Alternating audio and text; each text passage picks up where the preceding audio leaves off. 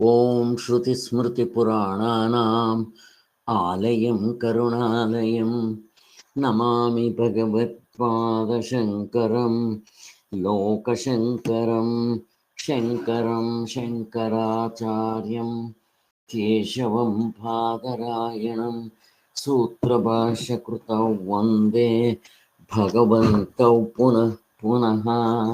ಜೈ ಗುರುದೇವ್, ಜೈ ಶ್ರೀರಾಮ್. ಇವರುಗಳ ಆಶೀರ್ವಾದ ತಗೊಂಡು ಇವತ್ತು ನಾವು ಗೌಡಪಾದ ಹೃದಯ, ಶ್ರೀ ಗೌಡಪಾದ ಹೃದಯ ಅಂತ ಇಲ್ಲಿ ಗುರು ಪರಂಪರೆಗೆ ನಾವು ನಮಸ್ಕಾರ ಮಾಡಬೇಕಾಗಿರೋದು ನಮ್ಮ ಕರ್ತವ್ಯ. ಗುರು ಪರಂಪರೆ ಅಂತ ಅಂದಿದ ತಕ್ಷಣ ಅಲ್ಲಿ ಉಪನಿಷತ್ತುಗಳಲ್ಲಿ ಬ್ರಹ್ಮಾನಂದರು ಅವರೆಲ್ಲ ಬರ್ತಾರೆ, ಒಂದಿಬ್ರು ಆನಂದರು. ಅದಕ್ಕಿಂತ ಮೊದಲು ವೇದವ್ಯಾಸರು, ಶುಕ ಮಹರ್ಷಿಗಳು, ಗೌಡಪಾದರು, ಗೋವಿಂದಪಾದರು, ಮತ್ತೆ ಈ ಬ್ರಹ್ಮಾನಂದರು ಬೇಕಾದ್ರೂ ಹೇಳ್ಕೋಬಹುದು. ಅವರೆಲ್ಲ ಮೊದಲು ಅದ್ವೈತಿಗಳಾಗಿದ್ದರಂತೆ. ಶಂಕರಾಚಾರ್ಯರು ಹೇಳುವಾಗ ಅವ್ರನ್ನೂ ಬರ್ದಿದ್ದಾರೆ ಅಷ್ಟೆ. ಬಟ್ ಅವರು ಪ್ರಾರ್ಥನೆ ಮಾಡುವಾಗ ಗೌಡಪಾದರನ್ನ ಮಾಡ್ತಾರೆ. ಸುರೇಶ್ವರಾಚಾರ್ಯರು ಪ್ರಾರ್ಥನೆ ಮಾಡುವಾಗ ಗೌಡಪಾದರು, ಶಂಕರಾಚಾರ್ಯರು ಮತ್ತೆ ಹೀಗೆ ಮಾಡ್ತಾರೆ. ನಾವು ಮಾಡುವಾಗ ವೇದವ್ಯಾಸರು, ಶುಕ ಮಹರ್ಷಿಗಳು, ಗೌಡಪಾದರು, ಗೋವಿಂದಪಾದರು, ಶಂಕರಾಚಾರ್ಯರು, ಸುರೇಶ್ವರಾಚಾರ್ಯರು, ಸಚ್ಚಿದಾನಂದೇಂದ್ರ ಸರಸ್ವತಿ ಸ್ವಾಮಿಗಳು ಮತ್ತು ನಮ್ಮ ಗುರುಗಳನ್ನ ಯಾರು ಬೇಕಾದರೂ ಸೇರಿಸ್ಕೋಬೋದು. ಇವರುಗಳೆಲ್ಲ ಆಶೀರ್ವಾದ ತಗೊಂಡು ಇವತ್ತು ಇಲ್ಲಿವರೆಗೂ ನಾವು ಮಾಂಡಿಕ್ಯ ಉಪನಿಷತ್ ಮಂಜರಿ ಮುಗಿಸಿದ್ದಾಯ್ತು. 12 ಮಂತ್ರಗಳು, ಅದೊಂದೇ ಸಾಕು ಮುಕ್ತರಾಗೋದಿಕ್ಕೆ ಅಂತ ಹೇಳಿದ್ದನ್ನು ನೆನೆಸ್ಕೊಂಡು ಅದರಲ್ಲಿ ಹಾಗೆ ಭಾಷ್ಯ ಸಮೇತ ಪಕ್ಕದಲ್ಲಿ ಭಾಷ್ಯವನ್ನು ಹಾಗಾಗಿ ಆ ಮಂತ್ರಗಳು ಮುಗ್ದಾಗ ಮಾಡಿಕೊಂಡು ಈಗ ಗೌಡಪಾದ ಹೃದಯಕ್ಕೆ ಬಂದಿದ್ದೀವಿ. ಈ ಗೌಡಪಾದ ಹೃದಯ ಸ್ಪೆಷಾಲಿಟಿ ಮಾಂಡಿಕ್ಯ ಉಪನಿಷತ್ತನ್ನೇ ಆಧಾರವಾಗಿಟ್ಕೊಂಡು ಶ್ರೀ ಗೌಡಪಾದರು ಈ 4 ಕಾರಿಕೆಗಳನ್ನ ಬರ್ತಿದ್ದಾರೆ. ಹಾಗೆ ಸೊ ಈ ಕಾರಿಕೆ ಅಂತಂದ್ರೆ ಅದಕ್ಕೊಂದು ಸ್ಪೆಷಲ್ ಅರ್ಥ ಇರುತ್ತೆ. ಹಾಗೆ ಈಗ ಸೂತ್ರ ಅಂತಾರೆ, ಕಡಿಮೆ ಅಕ್ಷರಗಳಲ್ಲಿ ಹೆಚ್ಚಿನ ಅರ್ಥ ಬರೋ ಹಾಗೆ, ಆಮೇಲೆ ಡೌಟ್ ಇಲ್ಲದೆ ಇರೋ ಹಾಗೆ ತಿಳಿಸೋದನ್ನ ಸೂತ್ರಗಳು ಅಂತ ಕರೀತಾರೆ. ಎಷ್ಟಿರುತ್ತದು? ಛೋಟಾ ಲೈನ್ ಇಷ್ಟೇ, ಅಥಾಥೋ ಬ್ರಹ್ಮ ಜಿಜ್ಞಾಸ. ಹಾಗೆ ಹಾಗೆ ಶಾಸ್ತ್ರ ಯೋನಿತ್ವಾತ್ ಎಲ್ಲ ಶಾರ್ಟ್. ಹಾಗೆ ಇದಕ್ಕೆ ಕಾರಿಕೆಗಳು ಭಗವದ್ಗೀತೆಯಲ್ಲಿ ಶ್ಲೋಕಗಳು ಅಂತ ನಾವೆಲ್ಲ ಹೇಳ್ತೀವಿ. ಹಾಗೆ ಸೊ ಇಲ್ಲಿ ಗೌಡಪಾದ ಹೃದಯದಲ್ಲಿ ನಾನು ಮೊದಲನೇ ಪೇಜಿಂದಾನೇ ಹೋಗ್ತೇನೆ. ಸೊ ಗೌಡಪಾದ ಹೃದಯ 2ನೇ ಪೇಜ್ನಲ್ಲಿ ಮಾಂಡಿಕ್ಯ ಕಾರಿಕೆಗಳ ಮೇಲಿನ ವಿವರಣೆ, ಮಾಂಡಿಕ್ಯ ಉಪನಿಷತ್ ನ ಮೇಲೆ ಗೌಡಪಾದರು 4 ಕಾರಿಕೆಗಳನ್ನ ಬರೆದಿದ್ದಾರೆ. ಅದರ ವಿವರಣೆ ಈ ಪುಸ್ತಕ ಪೂರ್ತಿ. ಯಾವುದು 4 ಕಾರಿಕೆಗಳು? ಮೊದಲನೇದು ಆಗಮ ಪ್ರಕರಣ. ಇದು ಉಪನಿಷತ್ ಅಲ್ಲ, ಉಪನಿಷತ್ ನಾವು ಮಾಡಿದ್ದಾಗೋಯ್ತು. ಆದ್ದರಿಂದ ಅವ್ರು ಬರ್ದಿರೋ 4 ಪ್ರಕರಣಗಳು ಕೂಡ ಅವರೇ ಬರ್ದಿರೋದು. ಇದರ ಬಗ್ಗೆ ಸ್ವಲ್ಪ ಸಂಶಯಗಳಿದೆ, ಇಲ್ಲಿ ಮುಂದೆ ಹೇಳ್ತಾರೆ. ಇದು ಗೌಡಪಾದರೆ 4 ಬರ್ದಿರೋದು. ಆಗಮ ಪ್ರಕರಣ, ಆಮೇಲೆ ಆಗಮ ಪ್ರಕರಣ, ಇನ್ನೊಂದು ಯಾವುದು ವೈತತ್ಯ ಪ್ರಕರಣ, ಅದ್ವೈತ ಪ್ರಕರಣ, ಅಲಾತಾ ಶಾಂತಿ ಪ್ರಕರಣ. 4 ಪ್ರಕರಣಗಳು. ಈಗ ನಿಮ್ಗೆ ಹೇಳಿದ್ರೆ ಅಕಸ್ಮಾತ್ ಮನಸ್ಸಿನಲ್ಲಿ ಇರಲ್ವೇನೋ, ಆದರೂ ಹಳುಬರು ಕೆಲವರು ಇದ್ದೀರ ಇಲ್ಲಿ. ಆಗಮ ಪ್ರಕರಣ ಅಂತಂದ್ರೆ ಶಾಸ್ತ್ರ ಏನ್ ಹೇಳಿರ್ತೋ ಅದು ನಾವು ಆಗಮ ಅಂತ ಕರಿತೀವಿ. ಶಾಸ್ತ್ರ ಯೋನಿತ್ವಾತ್ ಅದಕ್ಕೆ ಆಗಮ ಪ್ರಕರಣ. ಅದೇ ಪ್ರಮಾಣಗಳು. ಪ್ರಮಾಣ ಅಂದ್ರೆ ಇಂದ್ರಿಯ ಪ್ರಮಾಣಗಳು, ವೇದನ ಪ್ರಮಾಣಗಳು ಅಲ್ಲ. ನಮಗೆ ಶಾಸ್ತ್ರವೇ ತಿಳಿಸೋದ್ರಿಂದ ಅದನ್ನ ಪ್ರಮಾಣಗಳು ಅಂತ ಕರೀತಾರೆ. ಆಗಮ ಬರುವುದು ತಿಳಿಸ್ಕೊಡೋದಿಕ್ಕೆ ಅಂತಾರೆ. ಇದು ಅಪೌರುಷೇಯ. ಎಲ್ಲ ಉಪನಿಷತ್ತುಗಳು ಅಪೌರುಷೇಯ. ಆದ್ದರಿಂದ ಈಗ ಗೌಡಪಾದಕಾರಿಕೆ ಏನು? ಇದು ಅಪೌರುಷೇಯ ಅಲ್ಲ, ಪೌರುಷೇಯ. ಪೌರುಷೇಯ ಅಂದ್ರೆ ಏನು? ಮನುಸ್ಮೃತಿ, ಆಮೇಲೆ ಯಾಜ್ಞವಲ್ಕ್ಯ ಸ್ಮೃತಿ, ಭಗವದ್ಗೀತೆ ಸ್ಮೃತಿ, ಹಾಗೆ ಇದು ಕೂಡ ಸ್ಮೃತಿ. ಗೌಡಪಾದ ಕಾರಿಕೆ ಯಾಕೆ? ಗೌಡಪಾದರು ಬರ್ದಿದ್ದಾರೆ ಅಂತ. ಹಾಗೆ ನಾವು ದರ್ಶನಕಾರರನ್ನೆಲ್ಲ ಸ್ಮೃತಿ ಅಂತ ಕರಿಬೋದು. ಆದರೆ ಅವ್ರನ್ನ ಸ್ಮೃತಿ ಅಂತ ಕರೆಯಲ್ಲ, ದರ್ಶನ ಮಾಡ್ಕೊಂಡಿರ್ತಾರೆ ಅವರು. ಅದಕ್ಕೋಸ್ಕರ ಅವ್ರನ್ನ ದರ್ಶನಕಾರರು. ಅವರವರ ಮನಸ್ಸಿಗೆ ಏನೇನು ತೋಚುತ್ತೋ ಅದನ್ನ ದರ್ಶನ ಅಂತ ಕರೀತಾರೆ. ರಾಮನ ದರ್ಶನ ಅಂತ. ಕೆಲವರು ರಾಮನಿಗೆ ಸಾಕ್ಷಾತ್ಕಾರ ಆಗಿರುತ್ತೆ, ರಾಮನ ದರ್ಶನ ಅಂತಾರೆ. ಅದು ಅವ್ರಿಗೆ ಮಾತ್ರ. ಬಟ್ ಅದು ಸರಿಯಾಗಿ ಇಲ್ಲದೆ ಇರ್ಬೋದು, ಸರಿಯಾಗಿರ್ಬೋದು. ಬಟ್ ನಮ್ಮಲ್ಲಿ 6 ಜನ ದರ್ಶನಕಾರರಿದ್ದಾರೆ. ಅದರಲ್ಲಿ ಮಿಕ್ಕಿರೋ 5 ಜನದ್ದು ತಪ್ಪಾಗಿರುತ್ತೆ. ಬಟ್ ಅದರಲ್ಲಿ ಎಷ್ಟು ಬೇಕೋ ಅಷ್ಟು ಅಕ್ಸೆಪ್ಟ್ ಮಾಡ್ಕೊಂಡ್ಬಿಡ್ತಾರೆ ಶಂಕರಾಚಾರ್ಯರು. ಮಿಕ್ಕಿರೋ ಶಂಕರಾಚಾರ್ಯರು ಮಾತ್ರ ಅಲ್ಲ, ಬಾದರಾಯಣರು ಕೂಡ ಸೂತ್ರ ಭಾಷೆಯಲ್ಲಿ, ಮತ್ತೆ ಕೃಷ್ಣ ಭಗವಂತ ಕೂಡ ಭಗವದ್ಗೀತೆಯಲ್ಲಿ ಅಲ್ಲಲ್ಲಿ ಹೇಳ್ತಾನೆ. ಆದ್ದರಿಂದ ನಮಗೆ ಕರೆಕ್ಟ್ ಆಗಿರೋದನ್ನ ನಾವು ತಗೊಂತೀವಿ ಅಂತ ಹೇಳ್ತಾರೆ. ಅದನ್ನು ದರ್ಶನಕಾರ. ಹಾಗೆ ಇವರು ಕಾರಿಕೆ, ಇದು ಗೌಡಪಾದರು ಅಂತ ಒಬ್ಬರು ಬರ್ದವರು. ಅವ್ರ ಡೀಟೇಲ್ಸ್ ಇಲ್ಲಿ ಬರುತ್ತೆ. ಮತ್ತೆ ಇದು ಮೊದಲನೇ ಪುಸ್ತಕ ಯಾವಾಗ ಪ್ರಿಂಟ್ ಆಯಿತು? ಪ್ರಿಂಟ್ ಆಗಿರೋದಲ್ಲ, ಸ್ವಾಮಿಗಳು ಇದನ್ನ ಯಾವಾಗ ಬರೆದ್ರು? ನನ್ನ ಆಸಕ್ತಿ, ಇದು ಪರ್ಸನಲ್ ಆಸಕ್ತಿ. ಮುಕ್ತರು ಆದಮೇಲೆ ಬರೆದ್ರು. 1965. ಅವ್ರ ದೇಹ ಬಿಟ್ಟಿದ್ದು 75. ಅವರು ಸನ್ಯಾಸ ದೀಕ್ಷೆ ತಗೊಂಡಿದ್ದು 1948. ಮುಕ್ತರಾಗಿದ್ದು ಬಹುಶಃ 50 ಮೇಲೆ. ನಮಗೆ ಭಗವತ್ಪಾದರು ಹೇಳ್ತಾ ಇದ್ರು. ಆ ಇನ್ಸಿಡೆನ್ಸ್ಗಳೆಲ್ಲ ಗೊತ್ತಿರೋದ್ರಿಂದ ನಾನು ಹಾಗೆ ಅನ್ಕೊಂಡಿದ್ದೇನೆ. ಅಲ್ಲಿಗೆ 50 ಮೇಲೆ ಅಥವಾ 50 ಹತ್ರ 52ರಿಂದ 55 ಒಳಗಡೆ ಆಗ್ಬಿಟ್ಟಿದ್ರು. ಹಾಗೆ ನೋಡ್ರಿ, ಅವ್ರಿಗೆ 60 ವರ್ಷ ಅಥವಾ 50 ವರ್ಷ ಸಾಧನೆ ಮಾಡಿದ್ರು. ಪುಸ್ತಕ ಬರೆಯೋದು, ಪ್ರವಚನ ಮಾಡೋದು. ಆ ಪರಮಾರ್ಥ ಚಿಂತಾಮಣಿ ಯಾವಾಗ ಬರೆದಿದ್ದು? 43ರಲ್ಲಿ, ಮುಕ್ತರಾಗಕ್ಕೆ ಮೊದಲು. ಇದು ನನ್ನ ಪರ್ಸನಲ್ ಇಂಟ್ರೆಸ್ಟು. ಇದು 1965ನೇ ಇಸ್ವಿಲೇ ಮೊದಲನೇ ಸಾರಿ ಬರೆದು ಪ್ರಿಂಟ್ ಆಗಿದೆ. ಸ್ವಾಮಿಗಳು ಹುಟ್ಟಿದ್ದು ಅದೇ ದಿನ, ದೇಹ ಬಿಟ್ಟಿದ್ದು ಅದೇ ದಿನ. ಹಾಗೆ ಬುದ್ಧ ಹುಟ್ಟಿದ್ದು, ಜ್ಞಾನವಾಗಿದ್ದು, ದೇಹ ಬಿಟ್ಟಿದ್ದು ಒಂದೇ ದಿನ. ಅದಕ್ಕೆ ಬುದ್ಧ ಪೌರ್ಣಮಿ ಅಂತಾರೆ ಅಂತ. ಸ್ವಾಮಿಗಳು ಹತ್ತತ್ರ 95 ವರ್ಷಗಳು ಇದ್ರು. ನಮ್ಮ ಗುರುಗಳೊಬ್ಬರು ಇದ್ದಾರೆ, ಅವರಿಗೆ ಮಹಾರಾಜಿ ಅಂತ ಕರೀತಾರೆ. ಅವರಿಗೆ ಅವ್ರನ್ನು ವ್ಯಾಸ ಮಹರ್ಷಿಗಳು ಏನೋ ಅಂತ ಕರೀತಾರೆ.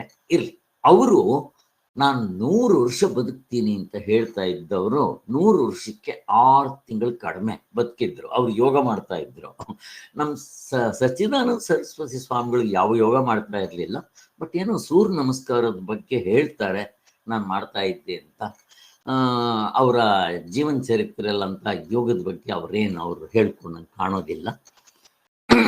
ಇರ್ಲಿ, ಅವರು ಕೂಡ ಅಷ್ಟು ವರ್ಷ ಬದುಕಿದ್ರು. ಇದು ಯೋಗ ಮಾಡಿದವರು ಮಾತ್ರ ಬದುಕ್ತಾರೆ ಅಂತ ಏನಿಲ್ಲ. ಹಾಗೆ ನಮ್ಮ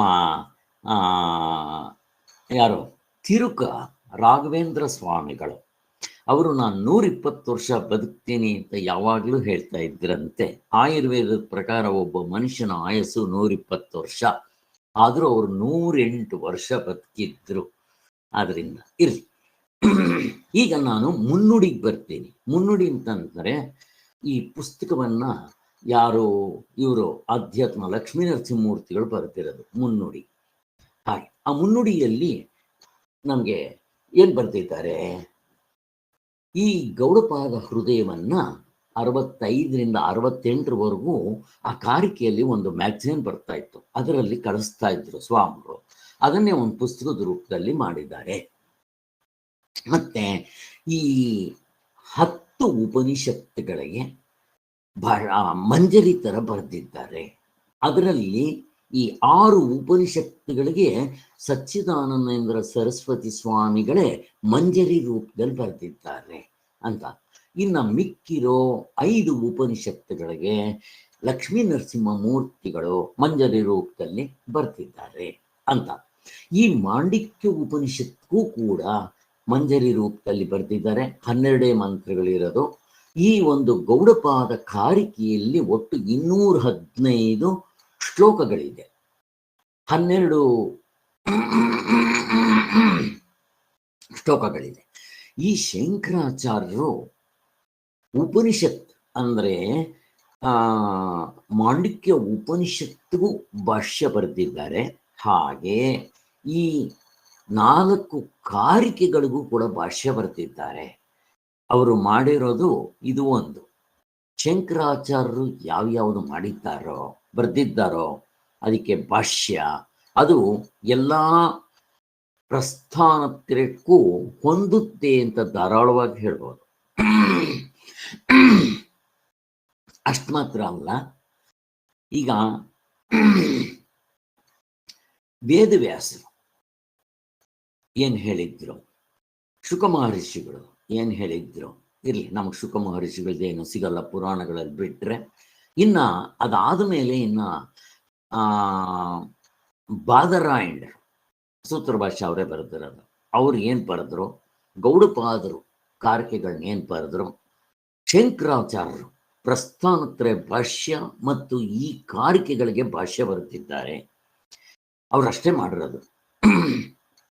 ಹೊಸದಾಗಿ ಶಂಕರಾಚಾರ್ಯರು 2 ಪುಸ್ತಕ ಬರೆದಿದ್ದಾರೆ, ಗದ್ಯ ಪದ್ಯ ಅಂತ ಹೇಳ್ಬಿಟ್ಟು 2 ಪುಸ್ತಕಗಳನ್ನ. ಆದ್ದರಿಂದ ಅಷ್ಟು ಅವು. ಮತ್ತೆ ಅವರ ಸ್ವಂತ ಶಿಷ್ಯರಾದ ಸುರೇಶ್ವರಾಚಾರ್ಯರು 3 ಪುಸ್ತಕಗಳನ್ನ ಬರೆದಿದ್ದಾರೆ. ಅಲ್ಲ, ವಾರ್ತಿಕ ಅಂತ ಬರೆದಿದ್ದಾರೆ. ಯಾವ್ಯಾವುದಕ್ಕೆ? ಬೃಹದಾರಣ್ಯಕ ಮತ್ತೆ ತೈತರಿ ಉಪನಿಷತ್ತು, ಚಾಂದೋಕ ಉಪನಿಷತ್ಗೇನೋ ವಾರ್ತಿಕ ಅಂತ ಬರೆದಿದ್ದಾರೆ. ಆಮೇಲೆ ಅವರು ನೈಷ್ಕರ್ಮ್ಯ ಸಿದ್ಧಿ ಅಂತ ಈಗ 4 ಪುಸ್ತಕಗಳು ಬರೆದಿದ್ದಾರೆ. ಇವು ಇಷ್ಟು. ಮತ್ತೆ ನಮ್ಮ ಸಚ್ಚಿದಾನಂದೇಂದ್ರ ಸರಸ್ವತಿ ಸ್ವಾಮಿಗಳು ಬರೆದಿರೋ 200 ಪುಸ್ತಕಗಳು. ಇಷ್ಟು ಕೂಡ ಮೇಲಿಂದ ಸೂತ್ರ ಭಾಷೆ ಬರೆದಂಥ ಬಾದರಾಯಣರಿಂದ ಹಿಡಿದು ಇಲ್ಲಿವರೆಗೂ ಸುರೇಶ್ವರಾಚಾರ್ಯ ಎಲ್ಲದು ಇದು ಪರಂಪರೆ. ಎಲ್ಲೂ ಹೆಚ್ಚು ಕಡಿಮೆ ಬರಲ್ಲ. 10 ಉಪನಿಷತ್ತುಗಳು ನೋಡ್ರಿ, ಭಗವದ್ಗೀತೆ ಕೃಷ್ಣ ಭಗವಂತ ಹೇಳಿದ್ದನ್ನು ನೋಡ್ರಿ, ಮತ್ತೆ ಸೂತ್ರ ಭಾಷ್ಯವನ್ನ ನೋಡ್ರಿ, ಈವನ್ ಕಾರಿಕೆಗಳಿಗೂ ಅದಕ್ಕೆ ಶಂಕರಾಚಾರ್ಯ ಭಾಷ್ಯ ಬರೆದಿದ್ದಾರೆ. ಇಷ್ಟು ತಿಳ್ಕೊಂಡ್ರೆ ಸಾಕು.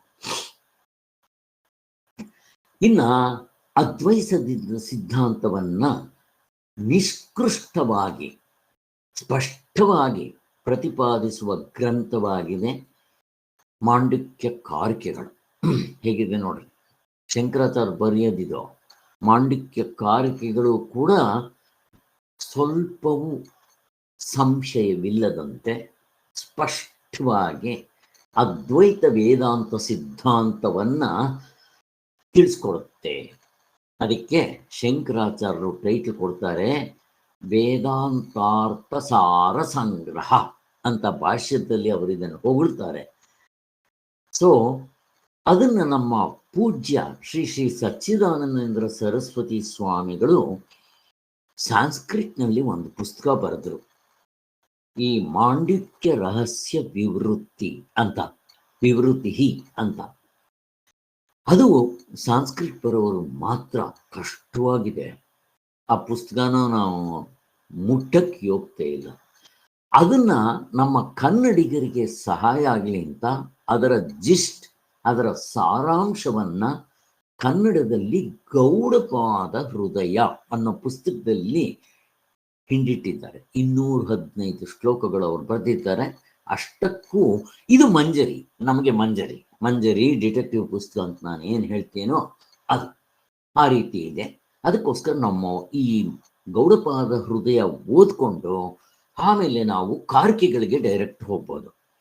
ಈ ಶಂಕರಾಚಾರ್ಯರು ಈ ಉಪನಿಷತ್ತು ಮತ್ತು ಕಾರಿಕೆಗಳು ಎರಡಕ್ಕೂ ಸೇರಿ ಒಟ್ಟಿಗೆ ಭಾಷ್ಯ ಬರೆದಿದ್ದಾರೆ. ಅದಕ್ಕೆ ನಿಮಗೆ ಮಾಂಡಿಕ್ಯ ಉಪನಿಷತ್ತು ಅಂತ ಸಿಕ್ಕಿದರೆ ಅಲ್ಲಿ ಸಚ್ಚಿದಾನಂದ ಸರಸ್ವತಿ ಸ್ವಾಮಿಗಳು ಗೌಡಪಾದ ಕಾರಿಕಾ ಸಹಿತ ಅಂತ ಬರೀತಾರಲ್ಲ, ಅದಕ್ಕೋಸ್ಕರ ಇಷ್ಟು. ಇನ್ನ ಈ ಪೀಠಿಕೆಯಲ್ಲಿ ನಾನು ಮುನ್ನುಡಿ ಬರಿತಾ ಇರೋದು, ಲಕ್ಷ್ಮೀ ನರಸಿಂಹಮೂರ್ತಿಗಳು ಹೇಳ್ತಾ ಇರೋದು ಇಷ್ಟು. ಪೀಠಿಕೆಯಲ್ಲಿ ಉಪನಿಷತ್ತಿಗೂ ಹಾಗೂ ಕಾರಿಕೆಗಳಿಗೆ ಪರಿಚಯ ಮಾಡಿಕೊಟ್ಟಿದ್ದಾರೆ. ಉಪನಿಷತ್ತು ಮತ್ತೆ ಕಾರಿಕೆಗಳಿಗೆ ವ್ಯತ್ಯಾಸ ಏನು ಅಂತ. ಕೆಲವರು ಏನ್ ಮಾಡಿದ್ದಾರೆ, ಇದು ಬೌದ್ಧ ಸಿದ್ಧಾಂತಕ್ಕೆ ವೇದಾಂತಕ್ಕೂ ಹೆಚ್ಚು ಕಡಿಮೆ ತಿಳ್ಕೊಳ್ಳದೆ ತಪ್ಪಾಗಿ ಮಾಡಿದ್ದಾರೆ. ಕೆಲವರು ವಿದ್ವಾಂಸರು ಗೌಡಪಾದರನ್ನ ಪ್ರಚನ್ನ ಬೌದ್ಧರು ಅಂತ ಕರೆದು ಅದು ತಪ್ಪು ಅರ್ಥ. ಇಲ್ಲ, ಪ್ರಚನ್ನ ಬೌದ್ಧರು ಅಂದ್ರೆ ಏನು, ಇವರು ಬುದ್ಧಿಸಂನವರೇ, ಇವರು ನಮ್ಮ ವೇದಾಂತದವರ ಅಲ್ಲ ಅಂತ ಹಾಗೆ ಕೆಲವರು ಬರ್ಕೊಂಡಿದ್ದಾರೆ. ಕಾರಣ ಏನು ಅಂತ ಮುಂದೆ ಹೇಳ್ತಾರೆ, ಅದನ್ನು ನೋಡೋಣ. ಆದರೆ ಗೌಡಪಾದರು ಗೌಡರ ವಂಶದವರು, ಬ್ರಾಹ್ಮಣರು ಏನೋ ಅದು ಬೇರೆ, ಗೌಡಪಾದರು ಅಂತ ಯಾಕೆ ಅಂತ ಮುಂದೆ ಅದನ್ನ ಹೇಳ್ತಾರೆ. ಯಾಕೆ ಗೌಡಪಾದ ಹೃದಯ ಅಂತ ಹೆಸರು ಕೊಟ್ಟರು ಅಂತ ಮುಂದೆ ಪೀಠಿಕೆಯಲ್ಲಿ ಸ್ವಾಮಿಗಳೇ ಹೇಳ್ತಾರೆ. ಒಟ್ಟಿನಲ್ಲಿ ಗೌಡಪಾದರು ಬುದ್ಧಿಸಂನವರು ಅಲ್ಲ ಅಂತ ಸ್ಪಷ್ಟವಾಗಿ ಸಚ್ಚಿದಾನಂದ ಸರಸ್ವತಿ ಸ್ವಾಮಿಗಳು ತೋರಿಸೋವರೆಗೂ ಯಾರಿಗೂ ಗೊತ್ತಿಲ್ಲ. ಕೆಲವರು ತಪ್ಪಾಗಿ ತಿಳ್ಕೊಂಡಿದ್ದು ಉಂಟು. ಆದ್ದರಿಂದ ನಮಗೆ ಎಸ್ಪೆಷಲಿ ಮುಮ್ಮುಕ್ಷುಗಳಿಗೆ ತುಂಬ ಸಹಾಯ ಆಗುತ್ತೆ ಈ ಪುಸ್ತಕ. ಇದನ್ನ ನಾವು ಕಣ್ಗೊತ್ಕೊಂಡು ಇದನ್ನ ಭಗವದ್ಗೀತೆ ತರ ನಾವು ಓದ್ಕೋಬೇಕಾಗತ್ತೆ. ತುಂಬ ಸುಲಭವಾಗಿದೆ. ಆದ್ದರಿಂದ ಈಗ ನಾನು ಸ್ವಾಮಿಗಳು ಬರೆದಿರೋ ಪೀಠಿಕೆ ಬರ್ತೇನೆ. 9ನೇ ಪೇಜ್ ಅಂದರೆ PDF ನಲ್ಲಿ 9ನೇ ಪೇಜ್ ಇರುತ್ತೆ. ನೀವು ಇದ್ರ ಪ್ರಕಾರ ಬಂದರೆ 7ನೇ ಪೇಜ್, ನಿಮ್ಮ ಪುಸ್ತಕದ ಪ್ರಕಾರ ಬಂದರೆ ಪೀಠಿಕೆ. ಇಲ್ಲಿ ಸ್ವಾಮಿಗಳು ಬರೆದಿದ್ದಾರೆ. ಇಲ್ಲಿಂದ 30 ಪೇಜ್ ಅಷ್ಟು ಬರೀ ಪೀಠಿಕೆ ಬರೆದಿದ್ದಾರೆ. ಅಲ್ಲಿಗೆ ಒಂದು ಪುಸ್ತಕ ಮುಗ್ದೋಗುತ್ತೆ ಅಂತ ಅನ್ಕೋಬೇಕು ನಾವು. ಇಲ್ಲಿ ಗೌಡಪಾದ ಹೃದಯವೆಂಬ ಹೆಸರೇಕೆ? ಇದಕ್ಕೆ ಗೌಡಪಾದ ಹೃದಯ ಅಂತ ಸಚ್ಚಿದಾನಂದ ಸರಸ್ವತಿ ಸ್ವಾಮಿಗಳು ಹೆಸರು ಕೊಡ್ಬೇಕಾದ್ರೆ ಕಾರಣ ಏನು ಅಂತ. ಗೌಡಪಾದ ಕಾರಿಕೆ ಅಂತಿದೆ. ಹಾಗೆ ಈವನ್ ಆ ಕಾರಿಕೆಗಳು ಕೂಡ ಗೌಡಪಾದ ಕಾರಿಕೆ ಅಂತ ಆಮೇಲೆ ಬಂದಿರೋದು. ಅದಕ್ಕೆ ಮೊದಲು ಬೇರೆ ಹೆಸರುಗಳಿತ್ತು. ಇದು ನೋಡ್ರಿ, ಉಪನಿಷತ್ತುಗಳ ಅಭಿಪ್ರಾಯವನ್ನ ಚರ್ಚೆಗಳ ಗಡಿಬಿಡಿ ಇಲ್ಲದೆ ಸ್ವಾಮಿಗಳು 6 ಉಪನಿಷತ್ತುಗಳು ಬರೆದಿದ್ದಾರೆ ಅಂತ ಹೇಳಿದೆ. ಹಿಂಗೆ ಜ್ಞಾಪಕ ಇಟ್ಕೊಳ್ಬೇಕಾದ್ರೆ ಮಾಂಡಿಕ್ಯ, ಮುಂಡಕ, ಕಟ, ಕೇನ, ಆಮೇಲೆ ಪ್ರಶ್ನ, ಆಮೇಲೆ ಈಶಾವಾಸ್ಯ, ಈ 6 ಉಪನಿಷತ್ತುಗಳಿಗೆ ನಮ್ಮ ಶ್ರೀ ಸಚ್ಚಿದಾನಂದ ಸರಸ್ವತಿ ಸ್ವಾಮಿಗಳೇ ಮಂಜರಿ ಬರೆದಿದ್ದಾರೆ. ಇನ್ನು ಮಿಕ್ಕಿ 5 ಉಪನಿಷತ್ತುಗಳಿಗೆ ಲಕ್ಷ್ಮೀ ನರಸಿಂಹಮೂರ್ತಿಗಳು ಬರೆದಿದ್ದಾರೆ. ಆವಾಗಲೇ ಹೇಳಿದೆ. ಅದು ಮಂಜರಿ ಅಂತಂದ್ರೆ ಇಲ್ಲಿ ಗಲಾಟೆ ಇರಲ್ಲ. ಪೂರ್ವ ಪಕ್ಷಿದು ಅದು ಇದು ಅವರ ಡಿಸ್ಕಷನ್ಸು, ಅವರ ಚರ್ಚೆ ಇಲ್ಲದೆ ಸುಲಭವಾಗಿ ಒಳ್ಳೆ ಹೈವೇನಲ್ಲಿ ಓದಂಗೆ, ಡಿಟೆಕ್ಟಿವ್ ಪುಸ್ತಕ ಓದಂಗೆ ಹೋಗುತ್ತೆ. ಆದ್ದರಿಂದ ಉಪನ್ಯಾಸ ಮಂಜರಿಯಲ್ಲಿ ಈ ಮಾಂಡಿಕ್ಯ ಉಪನಿಷತ್ತನ್ನ ಸ್ವಾಮಿಗಳು ಸ್ಪಷ್ಟವಾಗಿ ಬರೆದಿದ್ದಾರೆ. ಫಸ್ಟ್ ನಾವು ಅದನ್ನು ಓದ್ಕೊಂಡ್ಬಿಡ್ಬೇಕು. ಓದಿದ್ದಾಯ್ತು. ಈಗ ಇಲ್ಲಿ ಸಂಕ್ಷಿಪ್ತವಾಗಿ ಗೌಡಪಾದರ ಆಶಯವನ್ನು ಹೊರಪಡಿಸುವ ಭಾಗವನ್ನು ಮಾತ್ರ ಕಾರಿಕೆಗಳಲ್ಲಿ ವ್ಯಾಖ್ಯಾನದಲ್ಲಿ ವಿವರಿಸಿದ್ದಾರೆ. ಆದ್ದರಿಂದ ಈ ಗ್ರಂಥಕ್ಕೆ ಗೌಡಪಾದ ಹೃದಯ ಅಂತ ಅನ್ವರ್ತನಾಮವನ್ನು ಕೊಟ್ಟಿದ್ದಾರೆ. ಕರೆಕ್ಟಾಗಿದೆ ಹೆಸರು ಅಂತ. ಆದರೆ ಈ ಹೆಸರನ್ನ ಆರಿಸಿಕೊಳ್ಳುವುದಕ್ಕೆ 2 ಕಾರಣಗಳನ್ನ ಕೊಡ್ತಾರೆ ಸ್ವಾಮಿಗಳು. ಸಚ್ಚಿದಾನಂದ ಸರಸ್ವತಿ ಸ್ವಾಮಿಗಳು. ಏನು ಮೊದಲನೇ ಅಂತ, ಜನರು ಆಗಮ ಪ್ರಕರಣ ಎಂದು ಭಾಗಿಸುವ ಭಾಗವು ಇಲ್ಲಿ ಗೌಡಪಾದರು 4 ಕಾರ್ಯಗಳನ್ನ ಬರೆದಿದ್ದಾರೆ. ಆಗಮ, ವೈತತ್ಯ, ಅದ್ವೈತ, ಅಲಾತ ಶಾಂತಿ. ಹಾಗೆ ಈ ಕೊನೆಯದು ಅಲಾತ ಶಾಂತಿ ಅಂತ ಬರೆದಿದ್ದಾರಲ್ಲ, ಇಲ್ಲಿ 4 ನಿಮ್ಗೆ ಸ್ವಲ್ಪ ಸಾರಾಂಶ ಹೇಳ್ಬಿಡಿ. ಆಗಮ ನೋಡ್ರಿ, 4 ಗೌಡಪಾದರು ಬರೆದಿರೋದು. ಕೆಲವರು ಏನ್ ಮಾಡ್ತಾರೆ, ಈ ಆಗಮ ಪ್ರಕರಣ ಉಪನಿಷತ್ ಅಂತ ಕೆಲವರು, ಇನ್ನು ಕೆಲವರು ಉಪನಿಷತ್ ಮಾಂಡಿಕ್ಯ ಉಪನಿಷತ್ತೇ ಇಲ್ಲ, ಗೌಡಪಾದರು ಬರೆದಿರೋದು ಅಂತ ಕೆಲವರು ಸೇರಿಸೋರಿದ್ದಾರೆ. ಅದು ತುಂಬಾ ಸ್ಥೂಲ ಅಲ್ಲ. 10 ಉಪನಿಷತ್ಗಳನ್ನು ಮಾಂಡಿಕ್ಯ ಉಪನಿಷತ್ ಅಲ್ಲ, ಯಾರೋ ಒಬ್ಬ ಮನುಷ್ಯ ಬರೆದ, ಅದು ಅಪೌರುಷೇಯ. ಇದನ್ನ ಗೌಡಪಾದರು ಬರೆದಿದ್ದಾರೆ ಅಂದ್ರೆ ಎಂಥ ಇದಲ್ವಾ? ಅದು ಸ್ವಾಮಿಗಳು ತೋರಿಸ್ಕೊಡ್ತಾರೆ ಅಲ್ಲ. ಆದರೆ ಗೌಡಪಾದರು ಕೂಡ ಮಾಂಡಿಕ್ಯ ಉಪನಿಷತ್ ಬೇರೆ, ಆ ಉಪನಿಷತ್ ಆಧಾರದ ಮೇಲೆ 4 ಕಾರಿಕೆಗಳನ್ನ ಬರೆದಿದ್ದಾರೆ. ಅವರು ಕೂಡ ಆಗಮ ಅಂತ ಮೊದಲನೇದಕ್ಕೆ ಬರೆದಿದ್ದಾರೆ. ಅದಕ್ಕೇನ್ ಮಾಡಿದ್ದಾರೆ, ಇವರೆಲ್ಲ ತಪ್ಪರ್ಥ ತಿಳ್ಕೊಂಡಿದ್ದಾರೆ. ಆಗಮ ಅಂದಿದ ತಕ್ಷಣ ಶಾಸ್ತ್ರ, ಇವ್ರು ಬರ್ದಿಲ್ಲ, ಅದು ಉಪನಿಷತ್ ಅಂತ ತಗೊಂಡ್ಬರ್ತಾರೆ, ಏನೋ ಗಬ್ಬ ಬಿಡಿಸ್ಕೊಂಡು ಕೂತಿದ್ದಾರೆ. ಅದಕ್ಕೆ ಮಾಂಡಿಕ್ಯ ಉಪನಿಷತ್ತು ಬೇರೆ, ಅದು ಅಪೌರುಷೇಯ, ಅದು 10 ಉಪನಿಷತ್ತುಗಳು ಹೇಗೆ ಬಂತೋ ಹಾಗೆ ಬಂದಿದೆ, ಅಷ್ಟು ತಿಳ್ಕೊಂಡ್ರೆ ಸಾಕು. ಗೌಡಪಾದರು ಬರುತ್ತಿರೋ 4 ಕಾರಿಕೆಗಳು ಅಫ್ಕೋರ್ಸ್ ಮಾಂಡಿಕ್ಯ ಉಪನಿಷತ್ತನ್ನೇ ಹೋಲುತ್ತೆ. ಅದಕ್ಕೆ ಇವ್ರ ಕನ್ಫ್ಯೂಷನ್ ಆಗಿದೆ ಅಂತ. ಅದಕ್ಕೆಲ್ಲ ಸ್ವಾಮಿಗಳು ತುಂಬ ಉತ್ತರ ಕೊಡ್ತಾರೆ. ಸ್ವಾಮಿಗಳು ಬರೋಕ್ ಮೊದಲು ಎಲ್ಲರಿಗೂ ಇದ್ರ ಬಗ್ಗೆ ಕನ್ಫ್ಯೂಷನ್ ಇತ್ತು, ಅವರವ್ರ ತಿಳ್ಕೊಂಡಿದ್ದೆ ಸರಿ ಅನ್ಕೊಂಡು ಜೈ ಅಂತ ಇದ್ರು ಅಂತ. ಅಲ್ಲಿಗೆ ಈ ಮೊದಲನೇ ಹೆಸರು ಕೊಡೋದಕ್ಕೆ ಗೌಡಪಾದ ಹೃದಯ ಅಂತಂದ್ರೆ, ಈ ಕೆಲವರು ಇದನ್ನ ಉಪನಿಷತ್ತೆ ಅಂತ, ಕೆಲವರು ಇದು ಉಪನಿಷತ್ ಅಲ್ಲ, ಗೌಡಪಾದರು ಬರೆದಿರೋದು ಅಂತ, ಅದು ಒಂದು ದೊಡ್ಡ ರಾಮಾಯಣ ಅದಲ್ಲ ಅಂತ ತೋರಿಸ್ಕೊಡ್ತಾರೆ. ಒಟ್ಟಿನಲ್ಲಿ ಕಾರಿಕೆಗಳು ಅಂದ್ರೆ ಗೌಡಪಾದರೆ ಬರೆದಿರೋದು, ಅದು ಆಗಮ ಅಂತ ಹೆಸರಿದ್ರೂ ಕೂಡ ಬರೆದಿರೋದು ಇವರೇ ಅಂತ.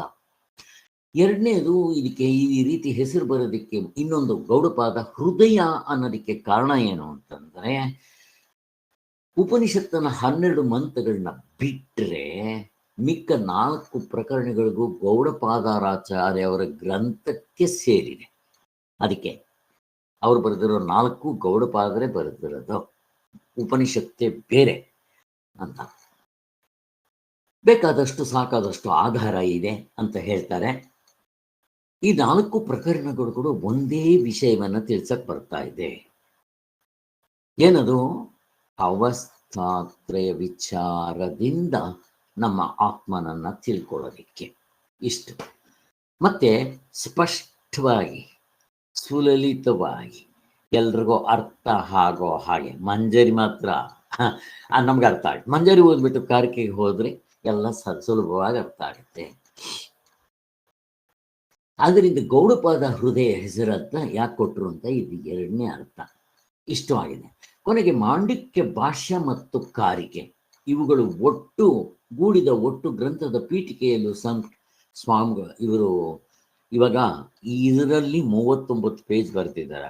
30 ಪೇಜು ಎಲ್ಲಿ ಗೌಡಪಾದ ಹೃದಯದಲ್ಲಿ ಏನು ಪೀಠಿಕೆಯಲ್ಲಿ ಇಷ್ಟು ಎಲ್ಲ ಬರೆದಿದ್ದಾರೆ ಡೀಟೇಲ್ಸು. ನಾವು ಅಷ್ಟು ಡೀಟೇಲ್ಸ್ ಏನು ಹೋಗೋದು ಬೇಡ, ಇಂಪಾರ್ಟೆಂಟ್ ಆಗಿರೋದು ನಾನು ಹೈಲೈಟ್ ಮಾಡ್ತಾ ಇದ್ದೀನಿ.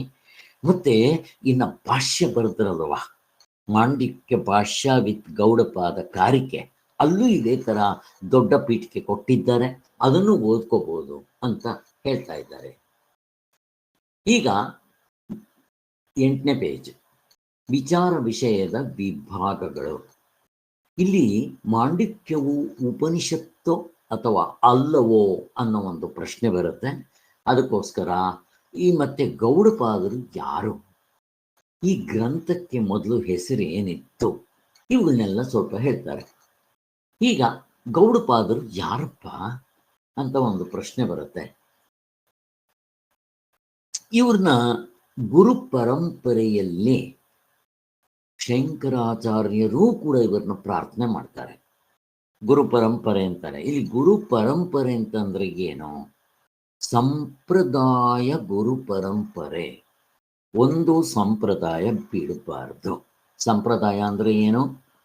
ಸಚ್ಚಿದಾನಂದ ಸರಸ್ವತಿ ಸ್ವಾಮಿಗಳಿಗೆ ಯಾರೋ ಕಾಗದ ಬರೆದವರು ಇವರು ಸಂಪ್ರದಾಯದವರಲ್ಲ ಅಂತ ಅಂದಾಗ ಸಂಪ್ರದಾಯ ಅಂದ್ರೆ ಏನು?